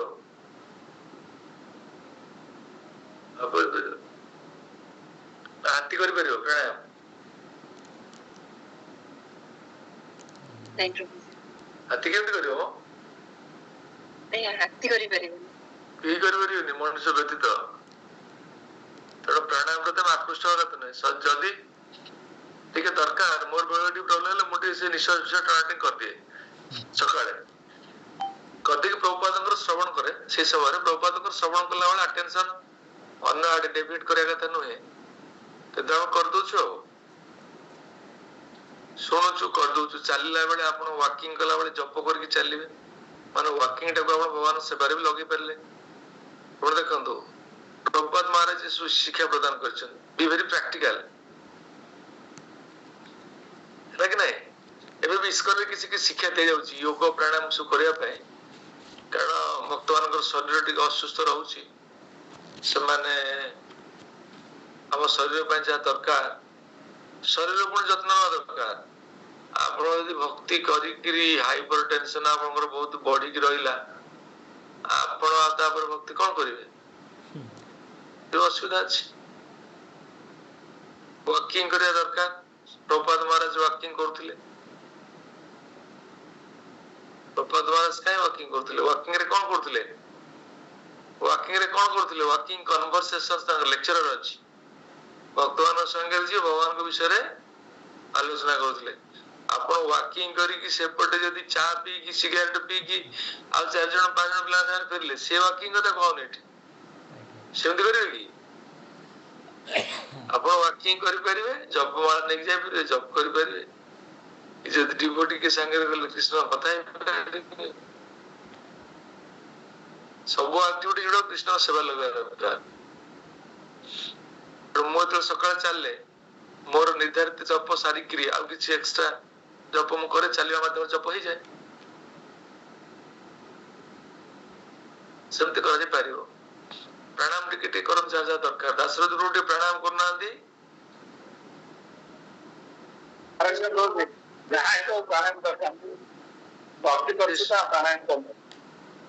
ପ୍ରାଣାୟାମ ଶରୀରଟାକୁ ସୁସ୍ଥ କେମିତି ରଖିବେ? ଭକ୍ତି ପାଇଁ ଶରୀର ଦରକାର। ଶରୀରଟା ଭଗବାନଙ୍କର ସମ୍ପତ୍ତି ନା। ବହିରଙ୍ଗ ଶକ୍ତି ହେଲେ ବି ତ ଭଗବାନଙ୍କର ଶକ୍ତି ସୁସ୍ଥ ଶରୀର ରହିଲେ ସିନା ଆପଣ ଭକ୍ତି କରିବେ। ଯଦି ପେଟଟା ପୃଥଳକା ହେଇଯିବ ଆଉ ଆପଣଙ୍କର ଖାଇବା ଖାଲି ଘିଅ ଗୁଡା ପିଇକି ବସିବେ, ପେଟ ବଢିଯିବ, ଡାଇବେଟିସ ବଢିଯିବ। ଡାଇବେଟିସ ହେଲା ମାନେ ଗଲା ଓଲ୍ଡ ଏଜ ଟା ପ୍ରାୟତଃ ନଷ୍ଟ ହେଇଯାଏ। ସଜାଗ ରହିବା ଦରକାର। ଡାଇବେଟିସ ହେଲା ମାନେ 1000 ପ୍ରକାର ରେଗୁଲେସନ। ମନ୍ଦିର ଯାଇଥିବେ, ସେ ପ୍ରଭୁ ବାଢି ଦେବେ, ବିର୍ଲା ମନ୍ଦିର ଆଳୁ ଆଳୁ ମୁଁ ଖାଇବିନି। ଆରେ ଆଳୁ ଖାଇବନି ତ ସବଜି ହେଇଛି, ଆଉ ବିନା ଆଳୁରେ କେମିତି ସବଜି ହବ? ଆଳୁ ଖାଇବିନି, ସେ ଖାଇବିନି, ପନିର ଖାଇବିନି, ସେ ଚାଲିଲା। ବୁଝିପାରୁଛନ୍ତି ତ? ସେଠି ପୁଣି ପ୍ରସାଦ, ପୁଣି ଆପଣଙ୍କର ସେ ଯୋଉ ପାଏସ ଖାଇପାରିବେନି, ଆଉ କିଛି ଖାଇପାରିବେନି, ଖାଲି ବସିକି ଶୁଙ୍ଘିକି ଆସିବେ। ଏବେ କଣ ଲାଭ ହବ? ତେଣୁକରି ଜଗିବାକୁ ପଡେ ଶରୀରଟାକୁ। ସେଥିପାଇଁ ଗୋଟେ ରେଗୁଲାର କୋର୍ସରେ ଟିକେ ୱାକିଂ ଦରକାର। ଆମର ପ୍ରଭୁପାଦ ମହାରାଜ ଯୋଉ ସିଲାବସ କରିଥିଲେ, ଏଟା ଯଥେଷ୍ଟ ସୁସ୍ଥ ରହିବା ପାଇଁ। ଆମର ମଙ୍ଗଳ ଆରତୀରେ ନାଚକୁ ତ ହଉନି। ମଙ୍ଗଳ ଆରତୀରେ ଯୋଉ ନୃତ୍ୟ କରିବା କଥା ଭଗବାନଙ୍କର ସମ୍ମୁଖରେ, ସେ ବ୍ୟବସ୍ଥା ଟା ଆମେ ଯୋଉମାନେ ମନ୍ଦିରରେ ରହୁଛନ୍ତି, ସେ କେତେ କଣ ନାଚୁଛନ୍ତି ମୁଁ ଜାଣିନି। ପ୍ରାୟ ନାଚୁନାହାନ୍ତି କେହି। ମଙ୍ଗଳ ଆରତୀରେ ସବୁ ନାଚିବା ଦରକାର। ନାଚିଲେ କଣ ହବ, ଟୋଟାଲ ହବ ଶରୀର ଏକ୍ସରସାଇଜ ହେଲା। କେହି ନଚାନଚି କରୁନାହାନ୍ତି, ସବୁ ଖାଲି କଣ କରୁଛନ୍ତି, ଆସିକି ରୁମରେ ବସି ଯାଉଛନ୍ତି, ତାପରେ ଜପ କରୁଛନ୍ତି କି ଆଉ କିଛି କିଛି କାର୍ଯ୍ୟ ଚାଲୁଛି। ସେଥିପାଇଁ ମଙ୍ଗଳ ଆରତୀକୁ ଫୁଲ ୟୁଟିଲାଇଜ କରିବା ଦରକାର। ତା ଦ୍ୱାରା କଣ ହବ ନା ଶରୀରଟା ସୁସ୍ଥ ରହିବ ହେଲା। ତାପରେ ବିଗ୍ରହ ସେବା କେହି କରୁନାହାନ୍ତି। ସବୁ ବିଗ୍ରହ ସେବାରେ ଆପଣ ତ ବିଗ୍ରହ ଚାରିପଟେ ବୁଲି ସବୁ ଝାଳ ବାହାରି ପଡିବ ଶରୀରରୁ। ଆମର ଶାନ୍ତିପନି ମୁନି ପ୍ରଭୁ କରନ୍ତି ମନ୍ଦିରରେ ବିଗ୍ରହ ସେବା, ତାଙ୍କର ଏକ୍ସରସାଇଜ କରିବା ଦରକାର ନାହିଁ। ତ ଶରୀରଟା ସୁସ୍ଥ ରହିପାରିବ, କାରଣ ବିଗ୍ରହ ସେବାରେ ବହୁତ ଶ୍ରମ ରହିଛି। ବହୁତ ସେବା ଅର୍ଚ୍ଚନା କରିବେ, ବନ୍ଦନା କରିବେ, ଶରୀରଟା ଭଗବାନଙ୍କୁ ପୁଷ୍ପମାଲ୍ୟ ଅର୍ପଣ କରିବେ। ଆମର ଶରୀରଟା ସବୁବେଳେ କଣ ଲାକ୍ଟି ରହିଲା। ଆଉ ଆପଣ ସେଠିକି ଗଲେ ମଙ୍ଗଳ ଆରତୀ ଦର୍ଶନ କରିଦେଇକି ଯାଇକି ରୁମରେ ଶୋଇଲେ, ସେ ଶରୀର ବଢିଯିବ, ପେଟ ବଢିଯିବ। ପେଟ ବଢିଗଲେ ଅସୁବିଧା ହବ। ପେଟ ମାପରେ ମାପଠୁ ଅଧିକା ବଢାନ୍ତୁନି, ପେଟ ଗ୍ରୋଥ ହେଲେ ଅସୁବିଧା, ବୁଝୁଛନ୍ତି ତ? ସୁଶାନ୍ତ ବାବୁ ଠିକ ଠାକ ଅଛି ଆପଣଙ୍କ ସ୍ୱାସ୍ଥ୍ୟଟି? ଆଜ୍ଞା ମୋର ପ୍ରଭୁ କିଛି ନାହିଁ ଡିଜିଜ୍, କିଛି ରୋଗ ବଢିଆ ବଢିଆ ସୁନ୍ଦର, ତାହେଲେ ସୁନ୍ଦର ଚାଲିଛି। ସବୁ ଗୁଡାକୁ ଆପଣଙ୍କୁ କଣ କରିବାକୁ ପଡିବ, ସବୁ ଗୁଡାକୁ ବାଲାନ୍ସ କରିବାକୁ ପଡିବ। ପ୍ରପାତ କହିଛନ୍ତି ନା ଟାଇମ ପ୍ଲେସମେଣ୍ଟ ସର୍କମଷ୍ଟାନ୍ସେସ ରେ ଆଜ୍ଞା ପ୍ରଭୁ। ସବୁକୁ ପ୍ରପରଲି ମ୍ୟାନେଜମେଣ୍ଟ କରିବେ। ଯୋଗ ତାପରେ ଦ୍ରବ୍ୟ ଯଜ୍ଞ, ତପୋ ଯଜ୍ଞ, ଯୋଗ ଯଜ୍ଞ ତଥା ପରେ ସ୍ୱାଧ୍ୟାୟ ଜ୍ଞାନ ଯଜ୍ଞାଶ୍ଚ ସଂସିତ ବ୍ରତା। କେତେ ପ୍ରକାର ଯଜ୍ଞ ବିଷୟ ସବୁ କୁହାଗଲା। କିଛି ଯୋଗୀ ଅଛନ୍ତି କଠିନ ବ୍ରତ ବିଧି ଆଚରଣ କରନ୍ତି, ତପଶ୍ଚରଣ କରନ୍ତି, ଭୌତିକ ବିଷୟବସ୍ତୁକୁ ତ୍ୟାଗ କରନ୍ତି, ଯଜ୍ଞାର୍ପଣ ଯଜ୍ଞର ଅର୍ପଣ କରନ୍ତି। ଯଜ୍ଞ ଅର୍ପଣ କଲେ ଦ୍ରବ୍ୟ ଅର୍ପଣ କରିବେ ନା, ଦିବ୍ୟା ଲୋକ ପ୍ରାପ୍ତ ହୁଅନ୍ତି ଏବଂ ସେମାନେ କଠିନ ସାଧନା କରି ଅଷ୍ଟାଙ୍ଗ ଯୋଗ ଅଭ୍ୟାସ କରନ୍ତି। ଆଉ କେତେକ ଅଛନ୍ତି ଯୋଉମାନେ ଦିବ୍ୟ ଜ୍ଞାନ ଲାଭ ନିମିତ୍ତ ବେଦ ପାଠ ରୂପକ ସ୍ୱାଧ୍ୟାୟ ଜ୍ଞାନ ଯଜ୍ଞ କରନ୍ତି। ସ୍ୱାଧ୍ୟାୟ ମାନେ ବେଦ ଅଧ୍ୟୟନ କରିବା। ବେଦ ଅଧ୍ୟୟନ କଲେ ବି ଆପଣ କିଛି ଜ୍ଞାନ ଲାଭ କରିବେ। ଇଏ ସବୁରେ ବିଭିନ୍ନ ପ୍ରକାର ଯଜ୍ଞ ବିଷୟରେ କୁହାଯାଇଛି। ଗୋଟେ ହେଲା ପ୍ରଥମର ଯୋଉ ଯଜ୍ଞ ଦ୍ରବ୍ୟମୟ ଯଜ୍ଞ, ଏଥିରେ ପଢିବ ଆପଣ 28 ନମ୍ବର ଶ୍ଲୋକର ଭାବାର୍ଥରେ। ଦ୍ରବ୍ୟମୟ ଯଜ୍ଞ ମାନେ କଣ, ଦ୍ରବ୍ୟକୁ ଯୋଉ ଯଜ୍ଞରେ ଦାନ କରାଯାଏ। ଦ୍ରବ୍ୟ ଯଜ୍ଞ କରିବେ, ଅନେକ ପାରାପୂର୍ଣ୍ଣଲ୍ୟ ଅଛି, ତାକୁ ସବୁ ଆପଣ ଯଜ୍ଞରେ ଆହୁତି ଦିଆଯାଏନି, ସବୁ ଯଜ୍ଞ କରିବେ। ଏସବୁ କର୍ମକାଣ୍ଡ ଧାରାରେ, ଏସବୁ ଆମର ଇସ୍କନ ଫିଲୋସଫିରେ ସବୁ ଦରକାର ନାହିଁ। ଇସ୍କନ ସିଲାବସରେ ସବୁ କର୍ମକାଣ୍ଡୀୟ ଭୌତିକ କର୍ମୀ ମାନଙ୍କ ପାଇଁ କୁହାଯାଉଛି। ସବୁ ଜାଣିବା ଦରକାର। ଅର୍ଜୁନ ଭଗବାନ ସବୁ ଶିକ୍ଷା ଦଉଛନ୍ତି ନା। ଯଜ୍ଞ କେତେ ପ୍ରକାର ଯଜ୍ଞ ଅଛି, ତେଣୁ ଯୋଉ ଯଜ୍ଞ ଗୁଡାକରେ ଦ୍ରବ୍ୟକୁ ଦାନ କରାଯାଏ। ତପମୟ ଯଜ୍ଞ, ତପମୟ ଯଜ୍ଞ କଣ, ତପ କରାଯାଏ, ତପମୟ ଯଜ୍ଞ, ତପସ୍ୟା କରାଯାଏ, ଲେଖା ହେଇଛି।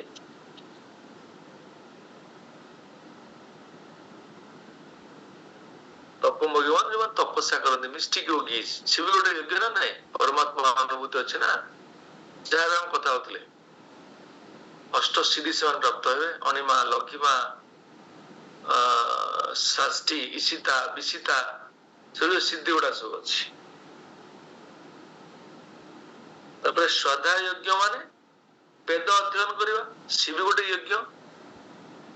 ସ୍ୱାଧ୍ୟାୟ ଯଜ୍ଞ, ସ୍ୱାଧ୍ୟାୟ, ଆମର ସ୍ୱାଧ୍ୟାୟ ପ୍ରତ୍ୟେକ ଦିନ ଭଗବତ ପଢିବା, ଭାଗବତମ ପଢିବା, ସ୍ୱାଧ୍ୟାୟ, ସ୍ୱାଧ୍ୟାୟ ଯଜ୍ଞ କୁହାଯାଏ।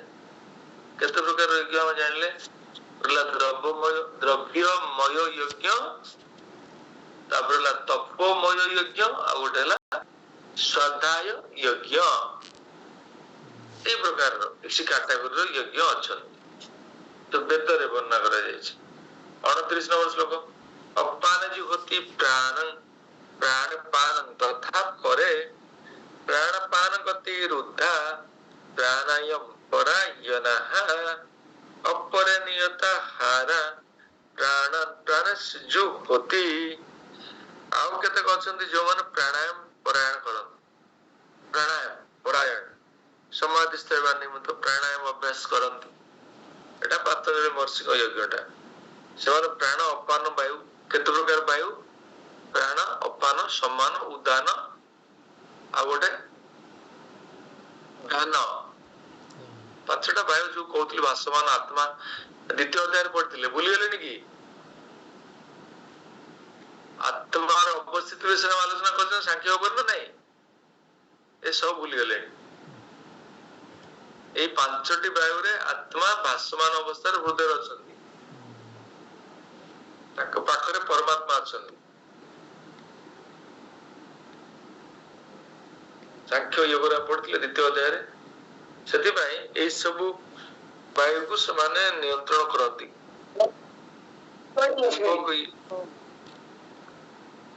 और पचारे प्रश्न पचारे कि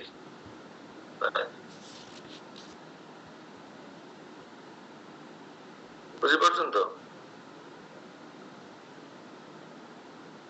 तेणु आमर कृष्ण चेतना रे आम शिलावस्था अत्यंत उन्नत गोटे कंप्लीटली प्योर सिलेबस किछि खाद्य बा किछि आपनकर कंटामिनेशंस ऑलमोस्ट नाही। तापर पुण कहउचंती यज्ञानुष्ठान विषय रे सर्वप्रियते यज्ञ विदो यज्ञ क्षपि तकल मशः यज्ञ सिस्टमृत भुज यान्ति ब्रह्म सनातनम। यज्ञानुष्ठान करिवार उद्देश्य जानिथिबा ए यज्ञानुष्ठान कारीगण पाप क्रियार प्रतिक्रिया मुक्त विशुद्ध होई जाती एवं यज्ञ परे अवशिष्ट जो प्रसाद मिले सही प्रसाद बा अमृत समान आस्वादन करथिबा हेतु समान परम सनातन स्तर ब्राह्मी स्थिति प्राप्त हुअन्ति। भगवान को अर्पण करा जायथिबा प्रसाद यज्ञ जो प्रसाद अर्पण करा जाय भगवान होचंते यज्ञ पुरुष तेणु यज्ञ रे जहा दान करा जाए एटा भगवान को दान करा जाए। भगवान समस्त यज्ञर भोक्तारं यज्ञ तपस्या समस्त यज्ञ और तपस्यार भोक्ता किए भगवान के भगवान विष्णु हाँ भगवान कृष्ण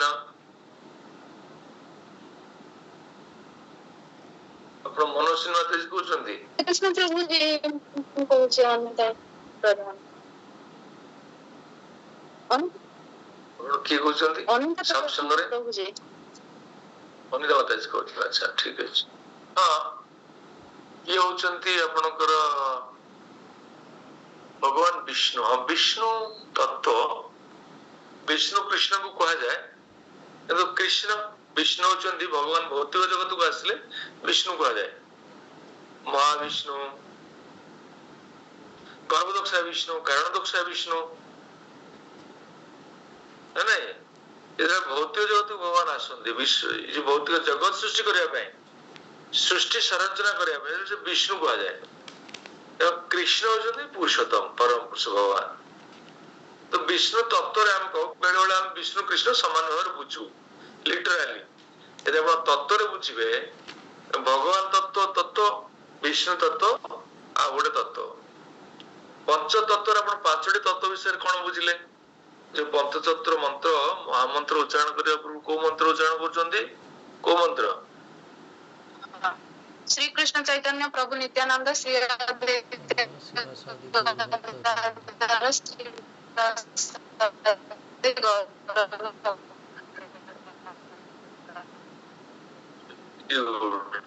excellent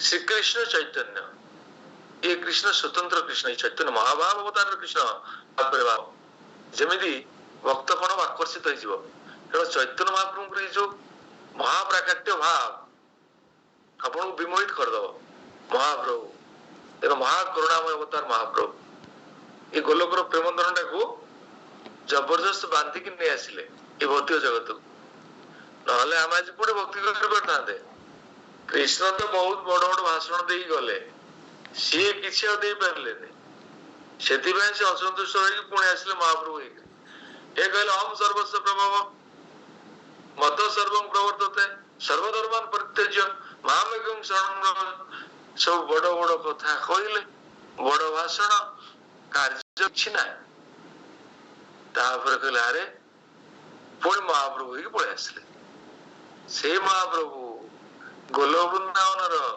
दुर्लभ संपत्ति ताकू धरिकी पलि आसिले ए महामंत्र कारण आपण महामंत्र जप करने रुचि कहीं आसुनी महाप्रभु देचंदी साक्षात भगवान तेणु ये ओके ये हूँ कृष्ण तत्व ये हेले भगवान तत्व ठीक है कृष्ण भगवान जगन्नाथ भगवान महाप्रभु भगवान प्रभु नित्यानंद नित्यानंद हेले गुरु तत्व अद्वैताचार्य विष्णु तत्व देखत अद्वैताचार्य विष्णु तत्व सी महाप्रभु को आह्वान करथिले शालिग्राम और तुलसी दल महाप्रभु प्रकट होते जमीती क्षीरोदोक्षा विष्णु पाखे सब देवता मान जाइकरी जिते असुर मान उत्पात कले क्रंदन करथिले ना नहीं भगवान केमती हम मान को ये सब केमती उत्पादन करते कष्ट दौरान से असुर मान क्षीरोदोक्षा विष्णु को क्षीर सागर उपकूल सब देवता प्रार्थना कले क्षीरोदोक्षा विष्णु कहले हाँ ठीक अच्छे कृष्ण आसवे कृष्ण निजे भौतिक जगत को आसवे समाधान करेंगे तर भगवान कृष्ण आसिले असुर मान हत्या कले जो असुर मान दौरात्म वृद्धि है कि नहीं कृष्ण आसिले सेमिति भौतिक जगत सृष्टि करने कृष्ण विष्णु अवतार आसती महाविष्णु महाविष्णु कारण दोक्षा विष्णु कहा जाए कारण सागर जी शयन करती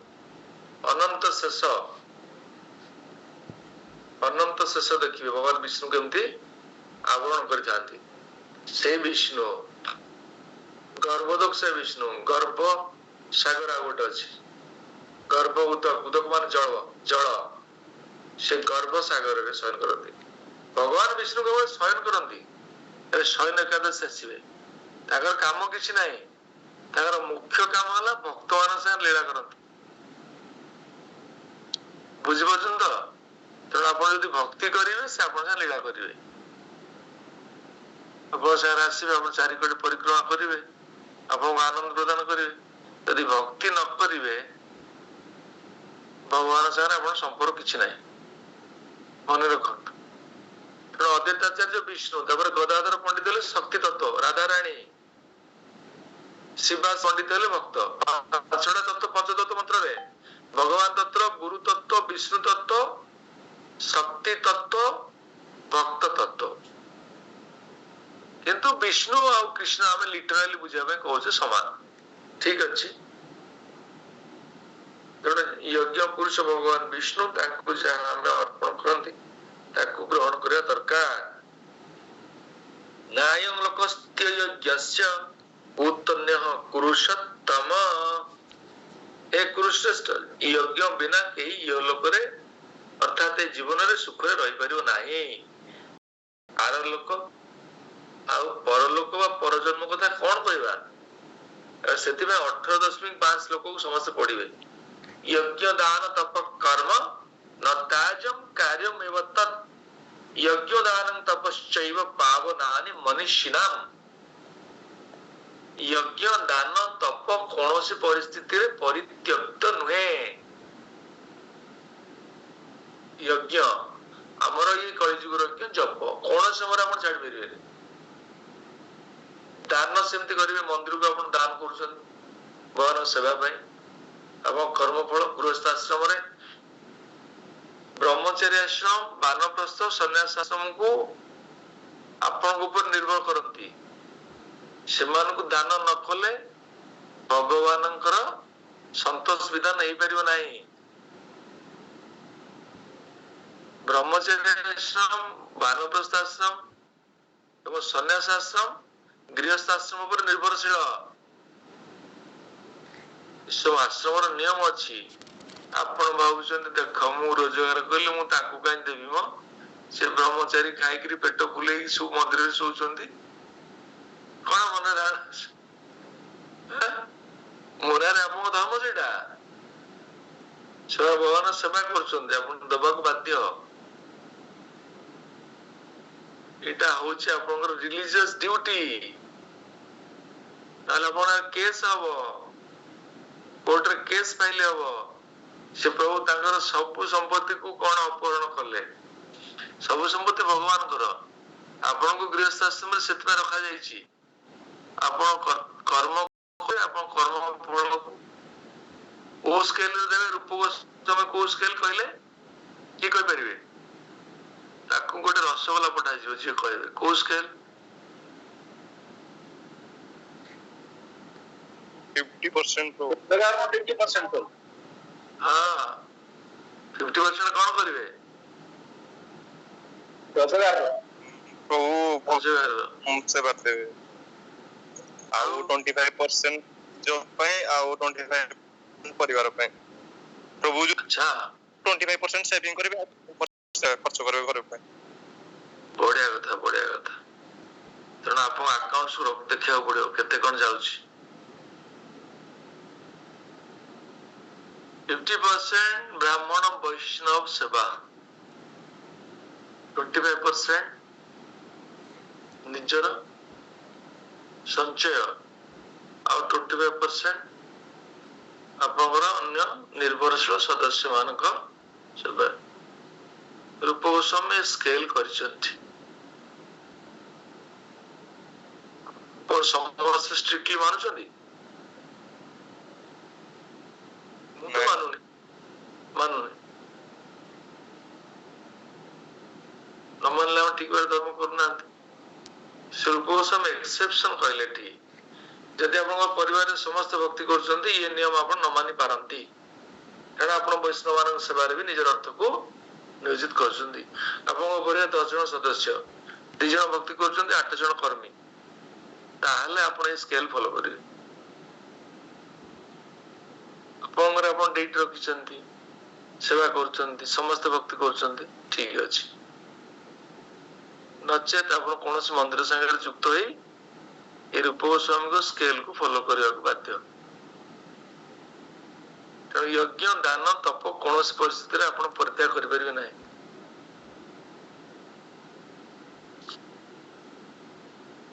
एवं बहुविधा यज्ञ वित्तता ब्रह्मण मुख्य कर्मजान विदितान सर्वान एवं ज्ञात्वा विमुख्य से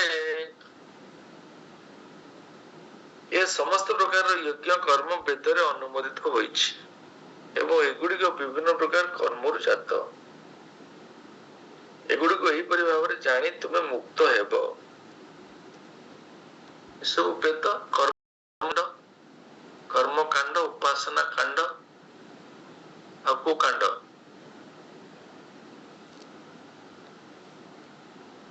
वेदर अच्छी कर्म कांड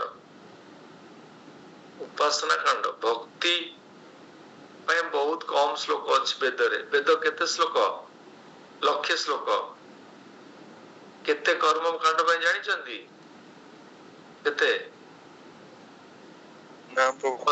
80,000 श्लोक कर्म कांड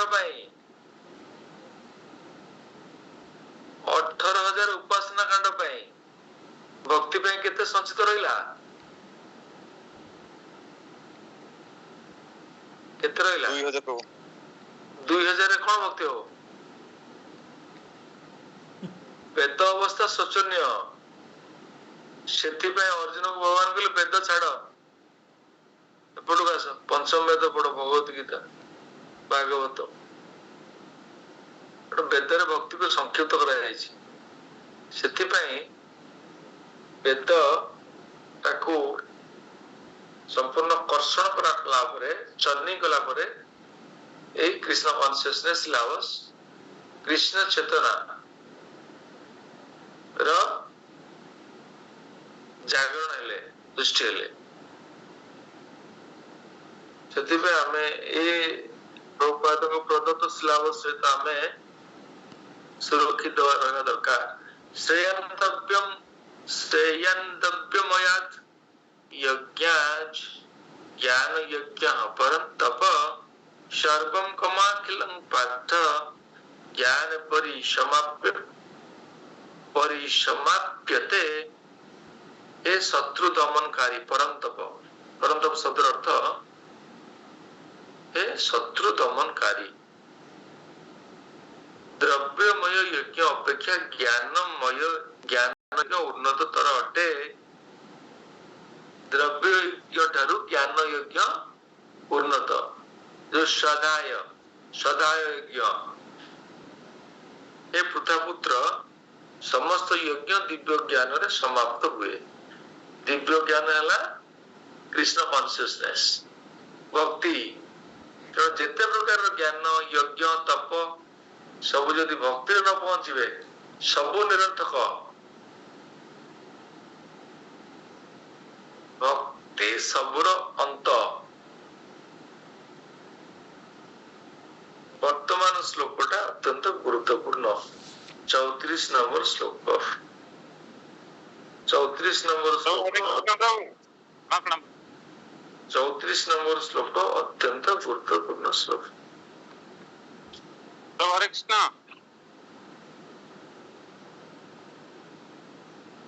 और प्रश्न पचारिए प्रभु। हरे कृष्ण। हरे कृष्ण, प्रश्न पचारिए।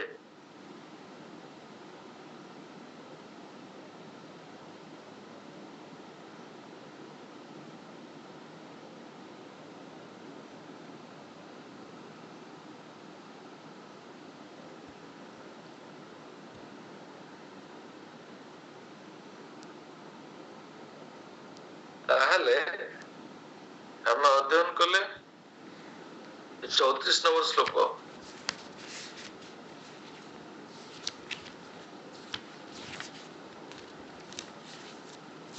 सबुठारु गुरुत्वपूर्ण श्लोक।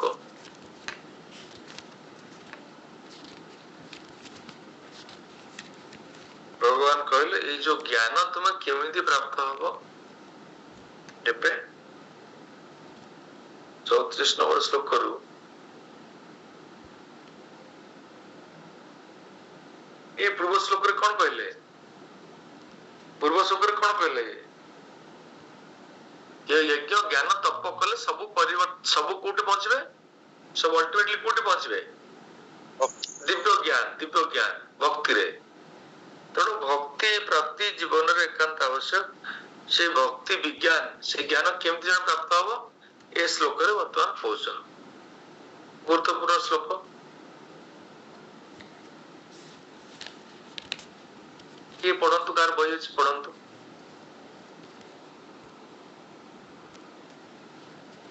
तद्विधि हरे कृष्ण प्रणिपातः। प्रभु जी। प्रणत अनिता माता जी पढ़ंतु। तद्विधि प्रणिपातेन परिप्रश्नेन सेवाय उपदिक्षन्ति ते ज्ञानं ज्ञानिनस्तत्त्वदर्शिनः। तद्विधि प्रणिपातेन परिप्रश्नेन सेवाय उपदिक्षन्ति ते ज्ञानं ज्ञानिनस्तत्त्वदर्शिनः। धन्यवाद प्रभु। हरे कृष्ण प्रभु। हाँ, अनुवाद पढ़ंतु, अनुवाद। अच्छा, जड़े उपयुक्त गुरुଙ୍କ ନିକଟକୁ ଯାଇ ତତ୍ତ୍ୱ ଜ୍ଞାନ ଶିକ୍ଷା କରିବାକୁ ଚେଷ୍ଟା କର। ତାଙ୍କର ସେବା କର ଏବଂ ବିନୟ ସହକାରେ ତାଙ୍କୁ ପ୍ରଶ୍ନ କରି ତାଙ୍କଠାରୁ ଜ୍ଞାନ ଲାଭ କର। ତତ୍ତ୍ୱଦର୍ଶୀ ଜ୍ଞାନୀ ତୁମକୁ ଜ୍ଞାନ ପ୍ରଦାନ କରିପାରିବେ, କାରଣ ସେ ତତ୍ତ୍ୱଦର୍ଶୀ ଅଟନ୍ତି ବା ସତ୍ୟ ଦର୍ଶନ କରିଛନ୍ତି। ଭାବାର୍ଥ ପଢିବେ ପ୍ରଭୁ? ନା ଦରକାର ନାହିଁ। ହରେ ଆଉ ତାକୁ ବିଶ୍ଳେଷଣ କରିବା, ମୋ ଘରେ ପଢିବେ। এই শ্লোক গুরুত্বপূর্ণ শ্লোক। এই যে দিব্য বিজ্ঞান ভক্তি বিজ্ঞান প্রাপ্তি হব কেমিতি, এই প্রকার প্রণালীর ভক্তি বিজ্ঞান ଆମ ମାନଙ୍କ ପାଖକୁ ପ୍ରାପ୍ତ ହେଇପାରିବା। ତତ୍ ବିଧି, ତତ୍ ବିଧି, ଏଟା ଗୋଟେ ବିଧି, ବିଧି ମାନେ ତୁମେ ବୁଝ। ତତ୍ ବିଧି, ବିଧି ମାନେ ଆପଣ ପ୍ରୋସିଜର ସ୍କୁଲ କହିପାରିବେ। ତତ୍ ବିଧି ବାସ୍ତବରେ କଣ? এই ଦିବ୍ୟ ଜ୍ଞାନକୁ ପ୍ରାପ୍ତ ହେବା ବିଧି କଣ ନା କଣ କରିବେ ନା ଜଣେ ଉପଯୁକ୍ତ ଗୁରୁଙ୍କ ପାଖକୁ ଆପଣ ପହଞ୍ଚିବେ, ଜଣେ ଗୁରୁଙ୍କୁ ଗ୍ରହଣ କରିବେ। ଭକ୍ତିର ଭକ୍ତାଙ୍ଗର 64 ଅଙ୍ଗର ରୂପ ଗୋସ୍ୱାମୀ କଣ କୁହନ୍ତି? 64 ଅଙ୍ଗରେ ଗୁରୁ ପାଦାଶ୍ରୟ ତୃତୀୟ ନମ୍ବର ଅଙ୍ଗ। ତେଣୁ ଗୁରୁ ପାଦାଶ୍ରୟ ଭକ୍ତି ଜୀବନର ଅତ୍ୟନ୍ତ ଗୁରୁତ୍ୱପୂର୍ଣ୍ଣ ପର୍ଯ୍ୟାୟ। ଗୁରୁ ଗ୍ରହଣ ନ କଲେ ଆପଣ ପରମ୍ପରା ସାଙ୍ଗରେ ଯୁକ୍ତ ହୋଇପାରିବେ ନାହିଁ। ଆଉ ପରମ୍ପରାରେ এই শুদ্ধ বিজ্ঞান, ପରମ୍ପରାରେ ଶୁଦ୍ଧ ବିଜ୍ଞାନ ପରମ୍ପରାର ଆଚାର୍ଯ୍ୟ ମାନଙ୍କ ମାଧ୍ୟମରେ, ଗୁରୁ ମାନଙ୍କ ମାଧ୍ୟମରେ ଶିଷ୍ୟ ପାଖରେ ପହଞ୍ଚିବ। ଶିଷ୍ୟ ପ୍ରଥମେ କଣ କରିବେ ନା ସେଇଭଳି ଜଣେ ତତ୍ତ୍ୱଦର୍ଶୀ ଗୁରୁ। ତତ୍ତ୍ୱଦର୍ଶୀ କିଏ? ଯିଏ ଭଗବାନ ତତ୍ତ୍ୱ, ଗୁରୁ ତତ୍ତ୍ୱ, ଭକ୍ତି ତତ୍ତ୍ୱ, ଶକ୍ତି ତତ୍ତ୍ୱ, ଶକ୍ତି ତତ୍ତ୍ୱ, ବିଷ୍ଣୁ ତତ୍ତ୍ୱ ଏବଂ ଭକ୍ତ ତତ୍ତ୍ୱ ବିଷୟରେ ଯିଏ ବୁଝିଥିବେ, ସେ ତତ୍ତ୍ୱଦର୍ଶୀ। ସମସ୍ତ ତତ୍ତ୍ୱ ସେ ଦର୍ଶନ କରିଛନ୍ତି, ସେ ଗୁରୁ ହେବା ପାଇଁ ଯୋଗ୍ୟ। କୃଷ୍ଣ ଚେତନାରେ ସିଏ ସଫଳ ହେଇଛନ୍ତି, লাগে নাই? জয় কৃষ্ণ তথাপি সই গুরু হয়, কিবা বিপ্র কিবা ন্যাসী শূদ্র কেন নয়, জয় কৃষ্ণ তথাপি সই গুরু হয়।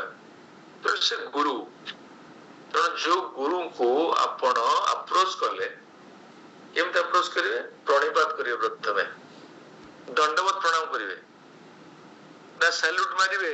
ପ୍ରଭୁ ସାଲ୍ୟୁଟ ମାରିବେ ନା ଏମିତି ହ୍ୟାଣ୍ଡସେକ୍ କରିବେ? କଣ କରିବେ? ସୁଶାନ୍ତ ପ୍ରଭୁ ଗୁରୁଙ୍କୁ ସାଷ୍ଟାଙ୍ଗ ପ୍ରଣିପାତ, ଦଣ୍ଡବତ ପ୍ରଣାମ। ଦଣ୍ଡବତ ପ୍ରଣାମ କରିବେ। କାହିଁକି ଦଣ୍ଡବତ ପ୍ରଣାମ କଥା କୁହାଗଲା? ବିଭିନ୍ନ ପ୍ରକାର ପ୍ରଣାମ ଅଛି। Completely surrender. ସରେଣ୍ଡର। ଦଣ୍ଡବତ ପ୍ରଣାମ କଲେ ନମ୍ରତା ବୃଦ୍ଧି ପାଇବ, ନମ୍ରତା। ଆଜ୍ଞା। ଆପଣ ଭୂମିଷ୍ଠ ହେବେ, ଆପଣଙ୍କର କଳ୍ମଷ ଭସ୍ମ ହବ। ଏତ ବୈଜ୍ଞାନିକ ବିଧି। ସେ ଦଣ୍ଡବତ ପ୍ରଣାମ କିଏ କରିଥିଲେ? ଧ୍ରୁବ ମହାରାଜ କରିଥିଲେ। ଭଗବାନ ଯେତେବେଳେ ଦର୍ଶନ କଲେ, କିଏ କରିଥିଲେ? ଧ୍ରୁବ ମହାରାଜ ଯେତେବେଳେ ଧ୍ୟାନ କଲେ, ଭଗବାନଙ୍କୁ ପ୍ରକଟ କଲେ, ଦର୍ଶନ କଲେ, ଦଣ୍ଡବତ ପ୍ରଣାମ। ଦଣ୍ଡବତ, ଦଣ୍ଡ ଭଳି ଭୂମିରେ ପଡିବେ, ନା ପେଟଟାକୁ ଉପରକୁ ଟେକି ମୁଣ୍ଡଟାକୁ ଖାଲି ଲଗେଇକିରି ଗୋଡ ଦିଟା ଉପରକୁ ଟେକିବେ? କଣ ବିଧି? ଦଣ୍ଡବତ ପ୍ରଣାମ ପୁରୁଷ ମାନଙ୍କର ସମ୍ପୂର୍ଣ୍ଣ ଦଣ୍ଡବତ, ନାରୀ ମାନଙ୍କର ପଞ୍ଚାଙ୍ଗ ପ୍ରଣାମକୁ ଦଣ୍ଡବତ ପ୍ରଣାମ କୁହାଯିବ। ଶରୀରର ସ୍ଥୂଳତା, ଶରୀର ଅନୁସାରେ ନାରୀ ମାନଙ୍କର ପଞ୍ଚାଙ୍ଗ ପ୍ରଣାମକୁ ଦଣ୍ଡବତ। ସେମାନେ ଆଣ୍ଠୁକୁ ଭୂମିଷ୍ଠ କରିବେ, ଆଉ ମଥାକୁ କପାଳକୁ ଭୂମିରେ ସ୍ପର୍ଶ କରିବେ। ଭଗବାନଙ୍କର ପାଦ ପଦ୍ମ, ଭଗବାନଙ୍କୁ କେମିତି ପ୍ରଣାମ କରିବେ? ଭଗବାନଙ୍କୁ ବାମ ପାର୍ଶ୍ୱରେ ପ୍ରଣାମ କରିବେ, ଗୁରୁଦେବଙ୍କୁ ସମ୍ମୁଖରେ ପ୍ରଣାମ କରିବେ। ସବୁ ଜାଣିଛ ନା? ପ୍ରଣାମ ଟା ଗୁରୁତ୍ୱପୂର୍ଣ୍ଣ। ପ୍ରଣାମ, ପ୍ରମାଣ, ପ୍ରଣାମ ଦୁଃଖ ଶମନତଂ ନମାମି ହରିପରଂ। ଭାଗବତର ଶେଷ ଶ୍ଲୋକରେ କୁହାଗଲା, ପ୍ରଣାମରୁ ଭକ୍ତି ଜୀବନ ଆରମ୍ଭ। ପ୍ରଥମ ଶ୍ଲୋକ ଭାଗବତରେ କିଏ ପ୍ରଣାମ କଲେ? ବ୍ୟାସଦେବ। କଣ କହିଲେ? କଣ କହିଲେ ବ୍ୟାସଦେବ? ओम नमो भगवते वासुदेवाय प्रथम प्रणाम आरंभ होला धामना सेन सदा निरस्त कोकं सत्यं परं धीमहि धीमहि मान प्रणाम प्रथम श्लोक प्रणाम आरंभ होला शेष श्लोक प्रणाम प्रणाम अत्यंत गुरुत्वपूर्ण भक्ति जीवन रे अनेक थर प्रणाम करा दरकार सनातन गोस्वामी ब्रजधाम रे भगवान को परिक्रमा रे कितने प्रणाम करथिले गिरिराज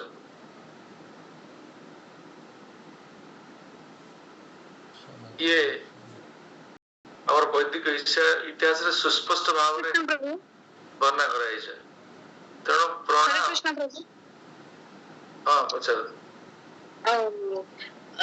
गुरु को मुख सामने प्रणाम करिवो और गुरु को भगवान सन्मुख रे गुरु को सन्मुख रे गुरु को विग्रह अच्छा। प्रपाद पाखरे सन्मुख रे प्रणाम करिवे बाम पार्श्व रे कले से माने जे शुद्ध भक्त से भी भगवान तत्व आछंती नेक्टार ऑफ डिवोशन रे आपण पाइबे भगवान कर संज्ञा कोन जानछ ना नहीं भगवान निजे तांकर 100 अंश संस भगवान राम भी भगवान नृसिंह भगवान भगवान आपनकर बरादेव भगवान विष्णु भगवान बुझिपरले कृष्ण और तांकर संस समस्त भगवान तांकर शुद्ध भक्त प्रभुपाद महाराज भगवान को शुद्ध भक्त सी भी भगवान डेफिनेशन रे आसिले एटा नेक्टार ऑफ डिवोशन रे पढ़ा हबो तेणु भगवान तेणु तांको आपण प्रणाम करि परिबे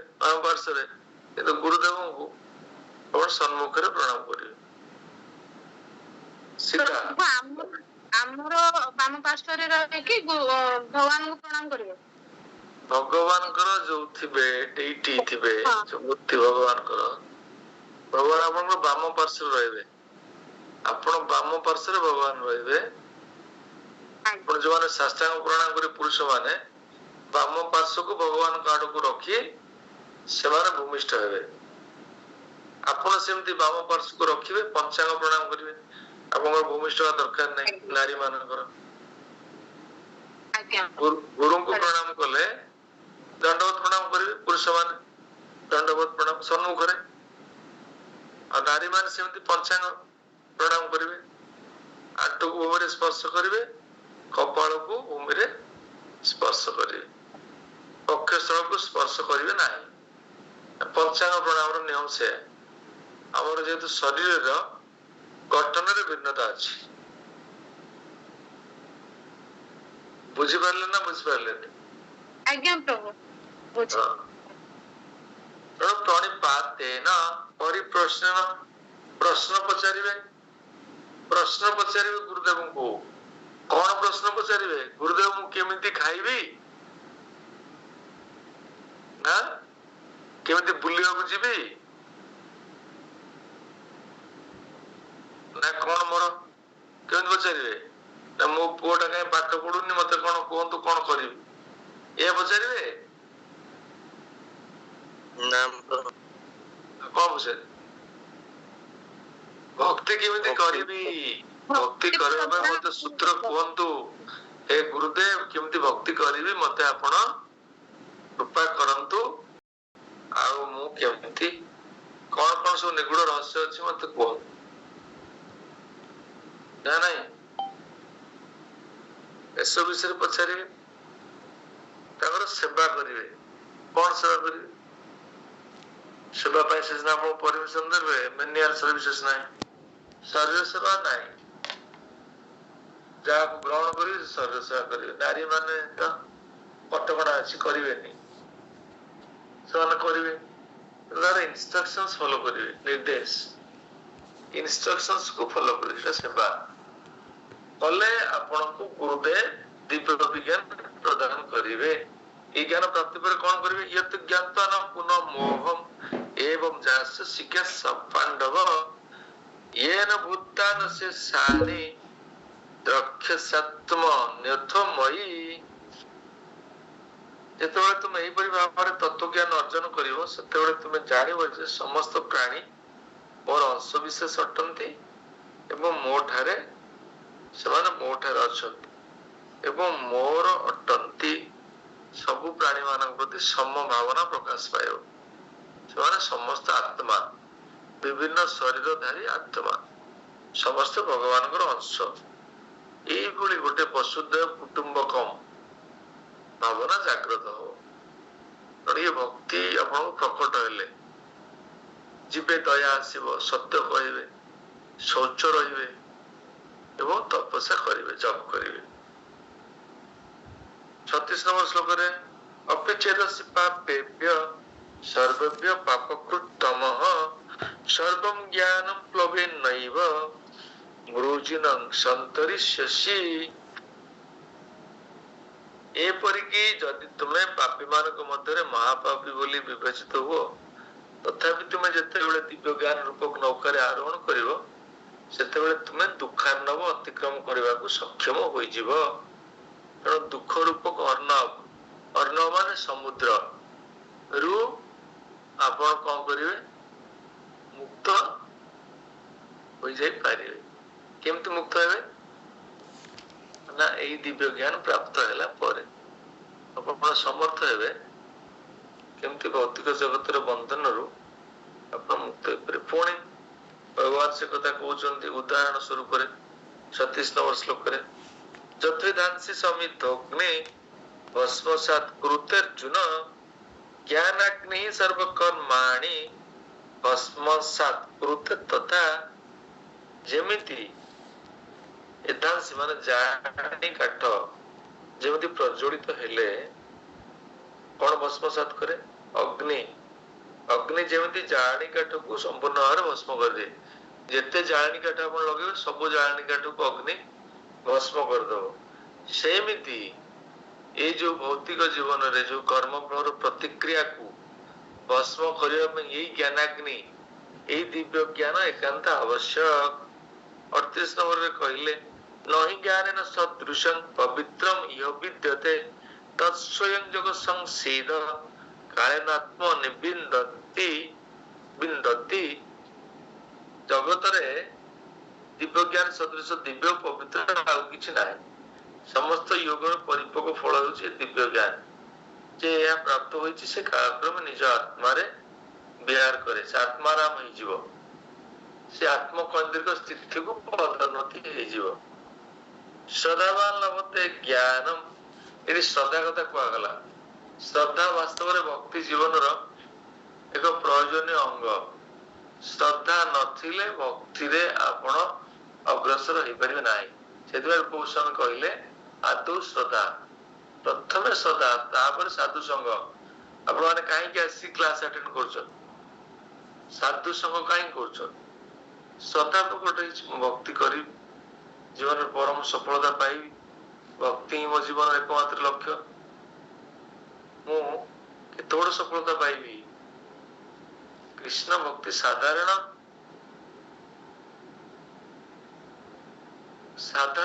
କୃଷ୍ଣ ଭକ୍ତି ସାଧାରଣ ସଫଳତା ନୁହେଁ, ସର୍ବଶ୍ରେଷ୍ଠ ସଫଳତା, ପଞ୍ଚମ ପୁରୁଷାର୍ଥ। ଆପଣ ଜୀବନରେ ସବୁ କିଛି ପାଇଯିବେ। ତେଣୁ କୃଷ୍ଣ ଭକ୍ତି ଶ୍ରେଷ୍ଠ। ତେଣୁ ଶ୍ରଦ୍ଧା, ଶ୍ରଦ୍ଧାବାନ ଲଭତେ ଜ୍ଞାନମ୍, ଏଇ ଦିବ୍ୟ ଜ୍ଞାନ ଜଣେ ଶ୍ରଦ୍ଧାଳୁ ବ୍ୟକ୍ତି ତତ୍ପର ଯତେନ୍ଦ୍ରିୟ, ତାପରେ ଇନ୍ଦ୍ରିୟ ମାନଙ୍କୁ ଦମନ କରିପାରିବ। ଜ୍ଞାନଂ ଲବ୍ଧା ପରାଂ ଶାନ୍ତି, ତାପରେ ପରମ ଶାନ୍ତି, ପରମ ଶାନ୍ତି ଜଣେ ପ୍ରାପ୍ତ ହବ। ସ୍ୱାଭାବିକ କଥା, କୃଷ୍ଣ ଭକ୍ତ ନିଷ୍କାମ ଅତଏବ ଶାନ୍ତ। ଅଶ୍ରଦ୍ଧା ଲୋକ କଣ ହବ? ଅଶ୍ରଦ୍ଧା ଧାନଶ୍ଚ ଅଜ୍ଞସାତ୍ ଅଜ୍ଞଶ୍ଚାଶ୍ରଦ୍ଧାନଶ୍ଚ ସଂଶୟାତ୍ମା ବିନଶ୍ୟତି। ଶ୍ରଦ୍ଧା ନାହିଁ ମାନେ ତାର ସଂଶୟ ସୃଷ୍ଟି ହବ, ସବୁବେଳେ ସନ୍ଦେହ, ତାର ବିନାଶ ସୁନିଶ୍ଚିତ। ନାୟଂ ଲୋକସ୍ତି ନ ପର ନ ସୁଖମ୍ ସଂଶୟାତ୍ମନଃ। ଏ ଲୋକରେ କଣ, କୋଉ ଲୋକରେ ସେ ସୁଖ ପାଇପାରିବ ନାହିଁ। ଭକ୍ତି କଥା ଦୂରରେ ଥାଉ। ଯୋଗ ସନ୍ନ୍ୟସ୍ତ କର୍ମାନଂ ଜ୍ଞାନ ସଂଚ୍ଛିନ୍ନ ସଂଶୟମ୍ ଆମତ୍ୱ নিবন্ত ন কর্মাণি নিবদ্ধন্তি ধনঞ্জয়। হে ধনঞ্জয়, যে তার কর্মগুলো ত্যাগ করেছে, দিব্য জ্ঞান বুদ্ধি যোগুଁ যাହାର সন্দেহ দূরীভূত হয়েছে এবং যে আত্মারে দৃঢ় ভাବରେ অবস্থিত, সে কর্মরে বান্ধି ହୁଏ ନାହିଁ, ସେ ସମ୍ପୂର୍ଣ୍ଣ କର୍ମ ବନ୍ଧନରୁ ମୁକ୍ତ। ତସ୍ମାଦ ଅଜ୍ଞାତ ସମ୍ଭୂତଂ ହୃଦସ୍ଥଂ ଜ୍ଞାନାସି ମନଃ ଚିନ୍ମୟଂ ସସୟଂ ଯୋଗଂ ଆତିଷ୍ଠ ଉତ୍ତିଷ୍ଠ ଭାରତ। ହେ ଭରତ ବଂଶଜ, ଉଠ ଉଠ, ତୁମେ ଜ୍ଞାନ ପ୍ରାପ୍ତ ହେଲ। ଜ୍ଞାନ ରୂପକୁ ଖଣ୍ଡା ଦ୍ୱାରା ଭୌତିକ ବନ୍ଧନକୁ ଉଚ୍ଛିନ୍ନ କର ଏବଂ ତୁମେ ଉତ୍ତିଷ୍ଠ ଉତ୍ତିଷ୍ଠ, ଦଣ୍ଡାୟମାନ ହୁଅ, ଯୁଦ୍ଧ କର। ତାହିଁ ତୁମକୁ ମୋର ନିର୍ଦ୍ଦେଶ। ତୁମେ ଜୟଜିତ ହବ, ମତେ ତୁମେ ଅଲ୍ଟିମେଟଲି ପ୍ରାପ୍ତ ହେଇପାରିବ। ଜୀବନର ଶ୍ରେଷ୍ଠ ସଫଳତା, ପରମ ଲକ୍ଷ୍ୟକୁ ତୁମେ ସହଜରେ ପ୍ରାପ୍ତ ହେଇପାରିବ। ଏଇ ଜ୍ଞାନ, ଏ ଦିବ୍ୟ ଜ୍ଞାନକୁ ଭଗବାନ ଏଇଭଳି ଭାବରେ ଅର୍ଜୁନଙ୍କୁ ପ୍ରଦାନ କଲେ। ତାପରେ ଅଧ୍ୟାୟରେ ଆମେ ଅଧ୍ୟୟନ କରିବା ଏଇ ଦିବ୍ୟ ଜ୍ଞାନର ପ୍ରୟୋଗରେ କେମିତି ଆମେ କର୍ମ କରିବା। କୃଷ୍ଣ ଚେତନାରେ କର୍ମ। ଜ୍ଞାନ ପ୍ରାପ୍ତ ହେଲେ ପ୍ରଥମରୁ କର୍ମ ବିଷୟରେ ଅଧ୍ୟୟନ କଲେ, ଜ୍ଞାନ ତା ସାଙ୍ଗରେ ମିଶେଇବା। ଏଇ ଯୋଉ ଜ୍ଞାନ ପ୍ରାପ୍ତ ହେଲେ, ଯୋଉ ଦିବ୍ୟ ଜ୍ଞାନ, ସେଇ ଦିବ୍ୟ ଜ୍ଞାନକୁ କେମିତି ଆମ ଜୀବନରେ ପ୍ରୟୋଗ କରି ଆମେ କୃଷ୍ଣଙ୍କ ସେବା କରିପାରିବା। ତେଣୁ ପଞ୍ଚମ ଅଧ୍ୟାୟ ହଉଛି କୃଷ୍ଣ ଚେତନାରେ କର୍ମ। ଜୟ ଶ୍ରୀ ପ୍ରଭୁପାଦ କି ଜୟ। ଜୟ। ଅବେତ ଭକ୍ତ ବୃନ୍ଦ କି ଜୟ। ଜୟ। ନିତାଇ ଗୌର ପ୍ରେମାନନ୍ଦେ। ହରି ହରି ବୋଲ। ଠିକ ଅଛି, ଆମେ କ୍ଲାସ ବିରାମ ଦବା। ନା କିଛି ସନ୍ଦେହ ଅଛି କାହାର? ଆପଣଙ୍କର କଣ ଅନିତା ମାତା ସନ୍ଦେହ ଅଛି? ଅନମ୍ୟୁଟ କରନ୍ତୁ, ଅନମ୍ୟୁଟ କରନ୍ତୁ। ନା ପ୍ରଭୁ, କ୍ଲାସ ଟା ମୁଁ ଆଟେଣ୍ଡ କରିନଥିଲି, ଆମେ ମାୟାପୁର ଯାତ୍ରା କରିଥିଲୁ, ସେ କ୍ଲାସ ଗୁରା ମୋର ମିସ୍ ହେଇଯାଇଛି। ରେକର୍ଡିଂ ଟିକେ ଆପଣ ଗୀତା ପଢି ଦିଅନ୍ତୁ, ଅଧ୍ୟୟନ କରି ପଢି ଦିଅନ୍ତୁ ସବୁ ଭାବାର୍ଥ ଗୁଡାକ, ବୁଝିପାରିବେ। ତାପରେ ସବୁ କ୍ଲାସେସ୍ କଲେ ଭଲ, କଣ୍ଟିନ୍ୟୁଟି ରହିବ। କିଛି କିଛି କ୍ଲାସେସ୍ ମିସ୍ ହେଇଗଲେ ଆମର ଲିଙ୍କ ଫେଲ ହେଇଯିବେ। ଏଇଟା କାରଣ ପ୍ରତ୍ୟେକ ଶିକ୍ଷକଙ୍କର ପଢେଇବା ପ୍ରଣାଳୀ ଭିନ୍ନ। ଆପଣ ଜଣେ ଶିକ୍ଷକଙ୍କର ପାଠ୍ୟକ୍ରମ, ତାଙ୍କର ପଢେଇବା ଷ୍ଟାଇଲ ଆଉ ଜଣେ ଶିକ୍ଷକଠୁ ଭିନ୍ନ ହବ। ଗୋଟେ ଯୋଉ ଲିଙ୍କ ଫେଲ ହେଇଗଲେ ଭଗବତ ଗୀତାଟାକୁ ଆପଣ ଠିକ ଭାବରେ ବୁଝିପାରିବେନି। ଠିକ ଭାବରେ ଭଗବତ ଗୀତା ତ କିଏ 100% ବୁଝିପାରିବେନି, କେବଳ କୃଷ୍ଣ 100%, ଆପଣ 99% ବୁଝିପାରିବେ, 100 ହେଇପାରିବନି। ବୁଝିପାରୁଛ ତ? ବହୁତ ଫଣ୍ଡାମେଣ୍ଟାଲ ସ୍କିଲ୍ ହେଇଯିବେ, ବହୁତ ବୁଝିପାରିବେ, ଭଲ ଲାଗିବ। କିନ୍ତୁ ସେଥିପାଇଁ ଯୋଉ କ୍ରୋନୋଲୋଜି, ଯୋଉ ସିକ୍ୱେନ୍ସିଆଲ ଅର୍ଡର, କୋଉ ଅଧ୍ୟାୟରେ କଣ ଉଦ୍ଦେଶ୍ୟ, କଣ କଣ କହୁଛନ୍ତି, ଶ୍ଲୋକର କ୍ରମାଙ୍କରେ କେମିତି ସବୁ ସମନ୍ୱୟତା, ସାମଞ୍ଜସ୍ୟ ଅଛି। ଆମେ ଏଠି ଗୋଟେ ପ୍ରକାର ଷ୍ଟାଇଲରେ ପଢଉଛୁ। କୋଉ ଅଧ୍ୟାୟରେ କଣ, ପ୍ରଥମ ଅଧ୍ୟାୟରେ କଣ କଲେ, ପ୍ରଥମ ଅଧ୍ୟାୟ ସହିତ ଦ୍ୱିତୀୟ ଅଧ୍ୟାୟ କାହିଁକି ଆସିଲା, ଦ୍ୱିତୀୟ ଅଧ୍ୟାୟରେ କଣ ପଢାଗଲା, ଚାର ଅଧ୍ୟାୟରେ ଗୋଟେ ଶ୍ଲୋକ ପରେ ଆଉ ଗୋଟେ ଶ୍ଲୋକ ଭଗବାନ କାହିଁ କହୁଛନ୍ତି। ତେଣୁ ଗୁଡାଏ ଇନଫରମେସନ ସେଇଭଳି ଭାବରେ ଅର୍ଗାନାଇଜ ହେଇଛି। ତେଣୁ ଆପଣ କିଛି କ୍ଲାସେସ୍ ମିସ୍ କରିଦେଲେ ସେଇଟା ପାଇପାରିବେନି ଆଉ। ଠିକ ଅଛି, ଆପଣଙ୍କର ଆବଶ୍ୟକ ଥିଲା, ଆଉ ତ ଉପାୟ ହିଁ ନାହିଁ, ଆଉ କିଛି କରାଯାଇ ପାରିବ। ଆଉ କାହାର କଣ ପ୍ରଶ୍ନ ରହିବ? ପ୍ରଭୁ ଯୋଉଟେ ଅଛି କ୍ଲିବତା ବର୍ତ୍ତୀ ନାହିଁ, ପ୍ରଭୁ କ୍ଲିବତାର ବର୍ତ୍ତୀ ନାହିଁ। କଣ କହିଲେ? କାଁ ଶୁଭୁନି? କ୍ଲିବତା, କ୍ଲିବତା, ହଁ କ୍ଲିବତା, ହଁ କ୍ଲିବତା ମାନେ ଇମ୍ପୋର୍ଟାନ୍ସି। ইম্পর্টেন্স ক্লিবতা ইংরেজি ହଁ କ୍ଲିବତା ମାନେ କ୍ଲିବ କ୍ଲିବ ମାନେ କଣ କହୁଛେ ଆମେ କ୍ଲିବ ମାନେ ନ୍ୟୁଟ୍ରାଲ ଯୋଉଟା କୁହାଯାଏ କ୍ଲିବଲିଙ୍ଗ ନାହିଁ ଗୋଟେ କ୍ଲିବଲିଙ୍ଗ ସେ ପୁରୁଷ ନୁହନ୍ତି କି ନାରୀ ନୁହନ୍ତି ବୁଝିଲେ ନା ନାଇଁ ଆଜ୍ଞା ପ୍ରଭୁ ତାଙ୍କର କିଛି ପ୍ରତିକ୍ରିୟା ନାହିଁ ଅର୍ଜୁନ ସେଇଭଳି ବ୍ୟବହାର କରୁଛନ୍ତି ତୁମେ କ୍ଷତ୍ରିୟ ଯୁଦ୍ଧ କରିବା ଦରକାର ତୁମେ କଣ ନିରବ କଣ ରହୁଛ କ୍ଲିବ ହୃଦୟ ଦୌର୍ବଲ୍ୟ କ୍ଲେବମ୍ ତମେ ଗୋଟେ ହୃଦୟଟାକୁ ଦୁର୍ବଳ କରୁଛ କ୍ଲିବ ତୋର କିଛି ପ୍ରତିକ୍ରିୟା ନାହିଁ କର୍ମ କରୁନ ଗୋଟେ ନିଷ୍କ୍ରିୟତା ପ୍ରକାଶ ହଉଛି ସେଟାକୁ କ୍ଲିବ କୁହାଯାଉଛି ଆଜ୍ଞା ଏଇଟା ତ ଆଜ୍ଞା ପ୍ରଭୁ ସେଟା କହୁଛନ୍ତି ଆଉ କଣ ପ୍ରଶ୍ନ ଅଭିମାନ ପ୍ରଭୁ ଆଜ୍ଞା ପ୍ରଭୁ ଧନ୍ୟବାଦ ପ୍ରଣାମ ପ୍ରଭୁ ହଁ ହଁ ଆପଣ ଆସିନାହାନ୍ତି କି ମାତାଜୀ ଆଜି ପ୍ରଭୁ ସେ ପିଲାମାନେ କଣ ସବୁ କ୍ଲାସ ସବୁ ଦେଇଥିଲେ ସବୁ ମୁଁ ତ ମୋ ମୋବାଇଲ ଟା ଏବେ ଆସି ପହଞ୍ଚିଲି ପ୍ରଭୁ ଟ୍ରାଭେଲ କରୁଥିଲି ଶୁଣି ଶୁଣି ଆସୁଥିଲି ପ୍ରଭୁ ଆଉ ସେ ତାଙ୍କର କ୍ଲାସ ଦେଇ ଦେଇଛନ୍ତି ପାଠ ପଢା ସିଏ ବସି କରୁଥିଲେ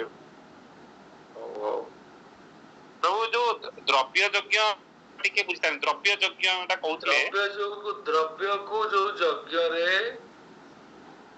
ଉପହାର ଦିଆଯାଏ ଯଜ୍ଞରେ ଆପଣ ଯଜ୍ଞ କଲେ କିଛି ସଂଗ୍ରହ କରିବେ ଦୁଗ୍ଧ ଆଣିବେ କାଠ ଆଣିବେ ଫଳ ଅର୍ପଣ କରିବେ ବିଭିନ୍ନ ପ୍ରକାର ସବୁ ଅଛି ଆଜ୍ଞା ହଁ ସବୁ ସାମଗ୍ରୀ ସଂଗ୍ରହ ପ୍ରଥମେ କରା ଯଜ୍ଞରେ ବ୍ରାହ୍ମଣ କେତେ ପ୍ରକାର 100-200 ଆଇଟମ ମଗେଇଦେବେ ସେଟା ଦ୍ରବ୍ୟ ଯଜ୍ଞ ଆଉ ତପମୟ ଯଜ୍ଞ ତପସ୍ୟା କରିବେ ଅଷ୍ଟାଙ୍ଗ ଯୋଗ ସେ ବି ଗୋଟେ ଯଜ୍ଞ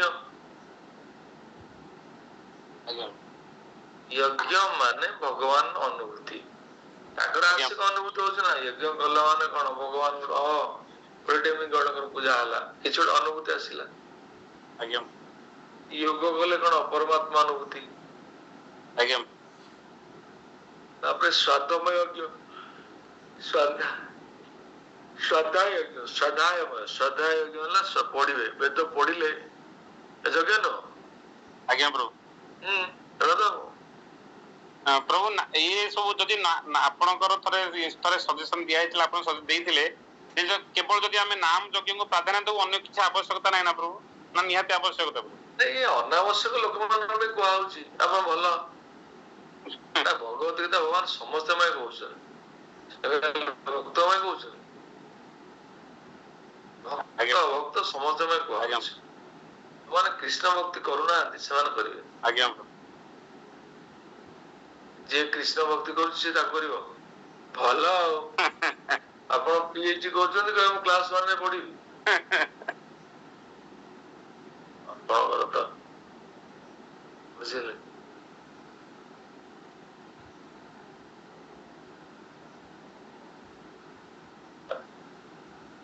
ଦରକାର ନାହିଁ କିଛି ଦରକାର ନାହିଁ ଆଜ୍ଞା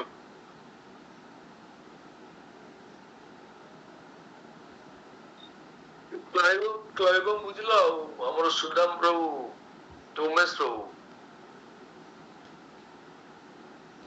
ଆଜ୍ଞା ପ୍ରଭୁ କ୍ଲୈବଂ ମା ସ୍ମ ଗମ ପାର୍ଥ ଐତତ୍ପ୍ୟୁପଦ୍ୟତେ କ୍ଷୁଦ୍ରଂ ହୃଦୟ ଦୌର୍ବଲ୍ୟଂ ଏକ୍ତତିଷ୍ଠଂ ପରଂ ତପ କ୍ଲୈବଂ ଏଇଠି କହିଲେ ପରା କ୍ଲୈବଂ ଇମ୍ପୋର୍ଟାନ୍ସ ସ୍ତ୍ରୈଣତା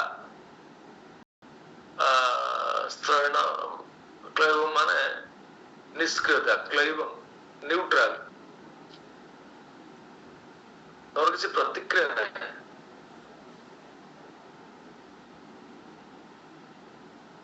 ସେଠି ଭଗବାନ ତାଙ୍କୁ ଗାଳି କରୁଛନ୍ତି କ୍ଷତ୍ରିୟ ହେଲା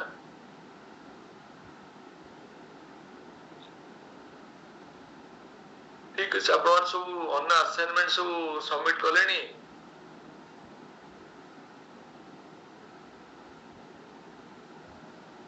सुशांत बाबू असाइनमेंट कलेनी प्रभु ऑन प्रोसेस मु करबी टे पीएचडी एग्जाम थिला तो सेठी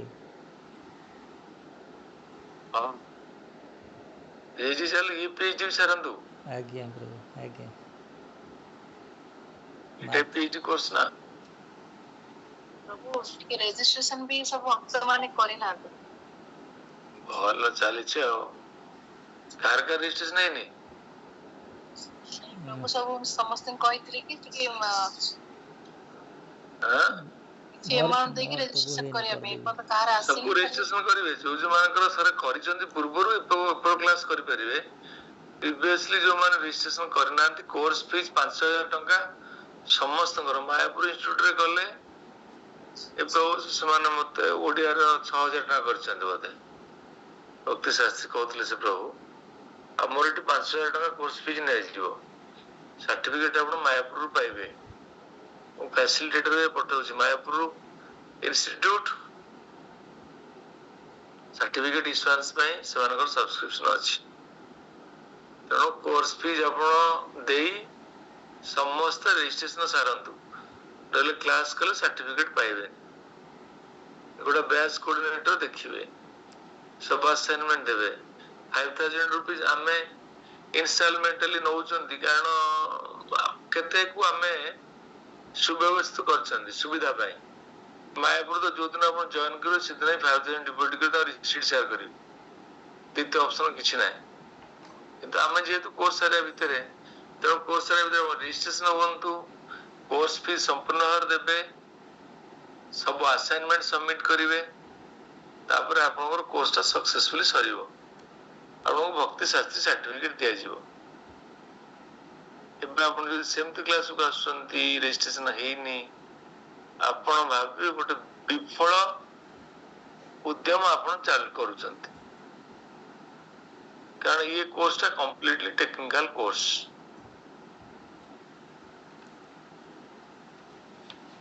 या कार को डाउट रहला प्रभु एटा केमती पठेया पड़ियो जो फोन पे ना कोथि मैं विष्णुनाथ जी को अकाउंट गोटे ऑलरेडी क्रिएटेड आज्ञा बोलना टेंपल तरफ गोटे अकाउंट नंबर हमर क्रिएशन है सेथरे सब माता गोटे हां माता जी गोटे हमर कोर्स में गोटे स्पेशल अकाउंट तैयारी कर छै आज्ञा आज्ञा शेयर से देबे और जो मान समस्या अछि समय अनुक्रम रे दे पारिबे किंतु कोर्स सरिया पूर्व दवा दरकार किंतु रजिस्ट्रेशन के जानू किछि डिपॉजिट करते रजिस्ट्रेशन हेबे ना आज्ञा प्रभु आज्ञा 5000 हटा दे होनी किछि देई कि डिपॉजिट करले जो अमाउंट टाका सब्सिक्वेंटली देबे किछि हम स्टूडेंट्स मानो को एग्जाम्स मागितुल तांको किंतु समान ने परमिशन न दे पारंती आप किछि किछि स्टूडेंट्स मानो हम एडजस्ट कर दो प्राय तो किंतु एवं सर्टिफिकेट इश्यूएंस बड़ दरकार सब जगह डिटेल्स माता जी टिके शेयर कर देबे जो रजिस्ट्रेशन टा केमती करा जीवो हमें कर दे विश्वनाथ जब इंग्लिश बैच सब रजिस्ट्रेशन करछन ना नहीं ओ इंग्लिश इस बैच रे सेमती करछन सेठी बहुत सारे स्टूडेंट अछन डेटा अछन माने रजिस्ट्रेशन करे ना सब से रजिस्ट्रेशन ना से कोई ना रजिस्ट्रेशन करे ना कोन बैच रे का रजिस्ट्रेशन नहीं नहीं ओ मोर हेनी ना अपन ए बैच नहीं हम विष्णुनाथ जी अपन पूर्व बैच रे का रजिस्ट्रेशन नहीं नहीं बैच से ओडिया बैच में जानि से भविष्य फ्लो जानि अच्छा इंग्लिश बैच रे समस्त हां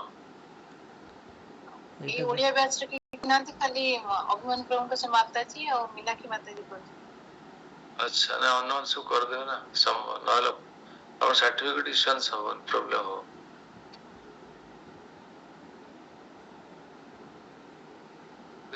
सेमिति यदि क्लास आसीबे अलग कथा किंतु कथा होची आपनकर कि सर्टिफिकेट इश्यूएंस हे परिबे तेरा हमें मायापुर रो कंट्रोल रे कंप्लीटली मोर किछि इंडिपेंडेंस नाही मते तो प्रभु कहउतले कि आपण मायापुर रे पढांतु कोन से गोटे बैच रे ମୁଁ ସେଥିରେ ବି ପଢେଇ ପାରେ। ଏବେ ତ ଏଠି ଏଇଟା ଇଣ୍ଡିପେଣ୍ଡେଣ୍ଟଲି ଯେହେତୁ ବ୍ୟାଚ୍ ଚାଲିଛି ମତେ ସାରିବାକୁ ପଡିବ।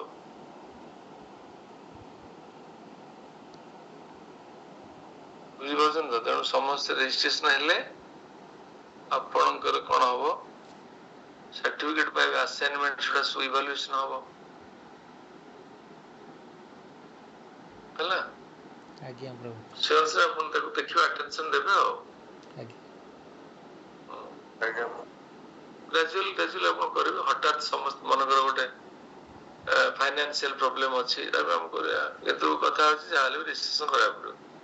ଏଇଟା ହଉଛି ଗୋଟେ ଏକାଡେମୀର ଗୋଟେ କୋର୍ସ ନା, ଏଇଟା ଗୋଟେ ଇନଷ୍ଟିଚ୍ୟୁଟ ଗୋଟେ କୋର୍ସ। ମାୟାପୁର ହଉଛି ୱାର୍ଲଡ ର ସବୁଠୁ ଟପ୍ ମୋଷ୍ଟ ସ୍ପିରିଚୁଆଲ ୟୁନିଭର୍ସିଟି। ତେଣୁ ସେ ୟୁନିଭର୍ସିଟିର ଆପଣ ଷ୍ଟୁଡେଣ୍ଟ, ଏଟା ୟୁନିଭର୍ସିଟିର ରୁଲ ପ୍ରାୟ ସମସ୍ତେ ଜାଣିଛନ୍ତି। ଆଜ୍ଞା। ଏଟା ମନ୍ଦିରର ଜେନେରାଲ ଭାଗବତମ କ୍ଲାସ ନୁହଁ, ଏଟା ଗୋଟେ ଇନଷ୍ଟିଚ୍ୟୁଟର ଗୋଟେ କୋର୍ସ ଅଫରିଂ କରାହଉଛି।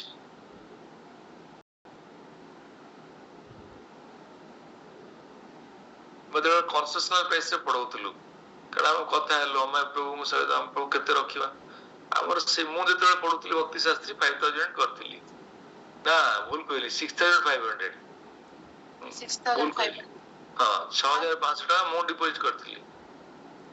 ରିସିଟ୍ ସାର୍କଲ, ତାପରେ ମୁଁ ଆଡମିସନ ହେଇଥିଲି। ଯେତେବେଳେ ଆମର ଏଠି ବ୍ୟାଚ୍ କୋଅର୍ଡିନେଟର ଥିଲେ, ବ୍ୟାଚ୍ କୋଅର୍ଡିନେଟର କିଏ ଥିଲେ?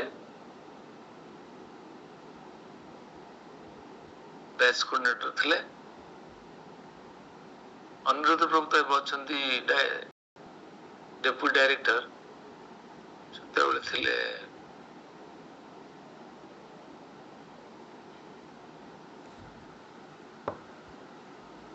ପ୍ରଭୁ ନା କଣ?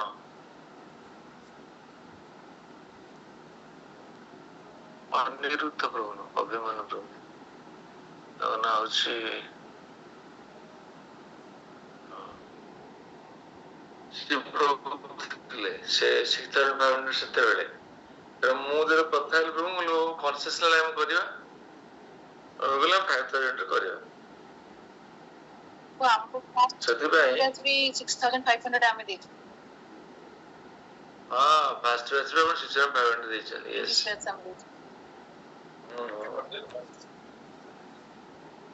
ଅନୁସାରେ ସେମାନେ ରେଜିଷ୍ଟ୍ରେସନ କରିଦିଅନ୍ତୁ ହେଲା। ଅଭିଜିତ ପ୍ରଭୁ, ଅଭିଜିତ ପ୍ରଭୁ ଥିଲେ। ଅଭିଜିତ ପ୍ରଭୁ ବ୍ୟାଚ୍ କୋଅର୍ଡିନେଟର ଥିଲେ। ଅଭିଜିତ ପ୍ରଭୁ ଆମର IIT କାନପୁର ଗୋଲ୍ଡ ମେଡାଲିଷ୍ଟ। ତାଙ୍କ ଫାଦର IAS ଅଫିସର ଥିଲେ। ସେ ଭକ୍ତି ଜୀବନକୁ ସ୍ୱୀକାର କରିଥିଲେ। ସେ ସେତେବେଳେ ଆମର ବ୍ୟାଚ୍ କୋଅର୍ଡିନେଟର ଥିଲେ। ଆମେ କେତେ ଭାଗ୍ୟବାନ, ଆମେ IIT ରେ ନ ପଢିଲେ ବି ଆମେ ପ୍ରଭୁପାଦଙ୍କ ସ୍କୁଲରେ ପଢି ପାରୁଛନ୍ତି। ନା IIT ଷ୍ଟୁଡେଣ୍ଟ ମାନେ ଚିନ୍ତା କରନ୍ତୁ, ସେ କାନପୁର IIT, ତାଙ୍କ ଫାଦର ବି IAS ଅଫିସର, କଟକରେ କଲେକ୍ଟର ଥିଲେ। ସେମାନେ ଉତ୍ତରପ୍ରଦେଶ ଷ୍ଟେଟ ର। ସିଏ ତାଙ୍କର ଚାକିରି କରିଥିଲେ ଗୁଗଲ ପ୍ରଡକ୍ସନ ରିସର୍ଚ୍ଚରେ ଥିଲେ, ସଫ୍ଟୱେୟାର ସେ ଥିଲେ। ସେ 5 ବର୍ଷରେ 500 ବର୍ଷ ବଞ୍ଚିବା ପାଇଁ ପଇସା ରୋଜଗାର କରିଦେଲେ। ତାପରେ ଚାକିରି ଛାଡ଼ିଦେଲେ, ଭକ୍ତି କଲେ। ମାୟାପୁରରେ ତାଙ୍କର ବିଲ୍ଡିଂ କିଣି ଦେଇଛନ୍ତି, ସେଠି ସେ ରହୁଛନ୍ତି, ସବୁ କୋର୍ସେସ ପଢଉଛନ୍ତି। ମୋ ସାଙ୍ଗେ ବେଳେବେଳେ ମୁଁ କଥା ହୁଏ ତାଙ୍କୁ। ତାଙ୍କର ବ୍ୟାଚ୍ କୋଅର୍ଡିନେଟର ଥିଲେ, ବୁର୍ଲା ମନ୍ଦିର ବି ଆସନ୍ତି, କାରଣ ସେ ଶ୍ରୀପାଦ ମହାରାଜଙ୍କର ଡିଭୋଟି। ଅନିରୁଦ୍ଧ ପ୍ରଭୁ ଯିଏ ଅଛନ୍ତି ଡେପୁଟି ଡାଇରେକ୍ଟର, ସିଏ ବି IIT ଦିଲ୍ଲୀର, କିନ୍ତୁ ସିଏ ହଉଛନ୍ତି ରାଧାକୁଣ୍ଡ ଗୋସ୍ୱାମୀ ମହାରାଜଙ୍କ ଷ୍ଟୁଡେଣ୍ଟ। ମିନିଂ ଇଜ ଦ୍ୟାଟ୍, କରିପାରୁଛନ୍ତି, ଆମର ଏଇ କୋର୍ସଟା ସେଇଆ। ଠିକ ଅଛି ତାହେଲେ। जय श्री प्रभुपाद की जय, समवेत भक्तवृंद की जय। जय। गौर प्रेमानंद हरि हरि बोल। अच्छा, अनिता माता जी हमर सुदाम प्रभु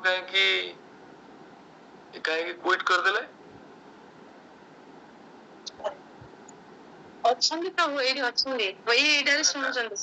ତାଙ୍କର କିଛି ଆସାଇନମେଣ୍ଟ ଥିଲା କି ନା କଣ? ନାହିଁ, ଆମର ତ ଏବେ ଲେଟ୍ ହେଲାଣି। 9ଟା ବେଳେ ବି ସେ ଛାଡି ଦେଇଥିଲେ। ଆମ କ୍ଲାସ୍ 9ଟା ପର୍ଯ୍ୟନ୍ତ।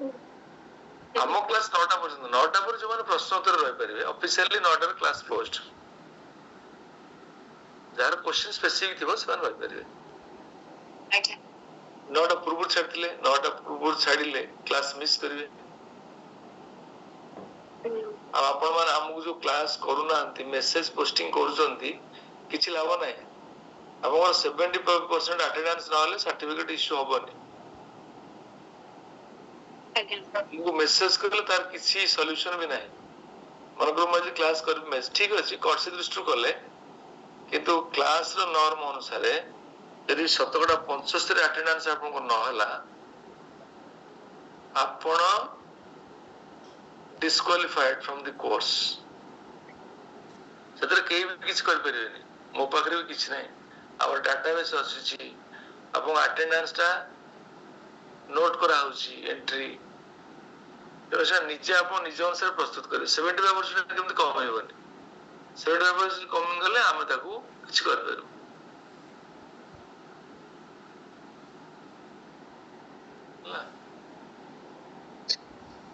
आपण मेसेज करंतु कि न सेटा किछ फरक पड़ेनी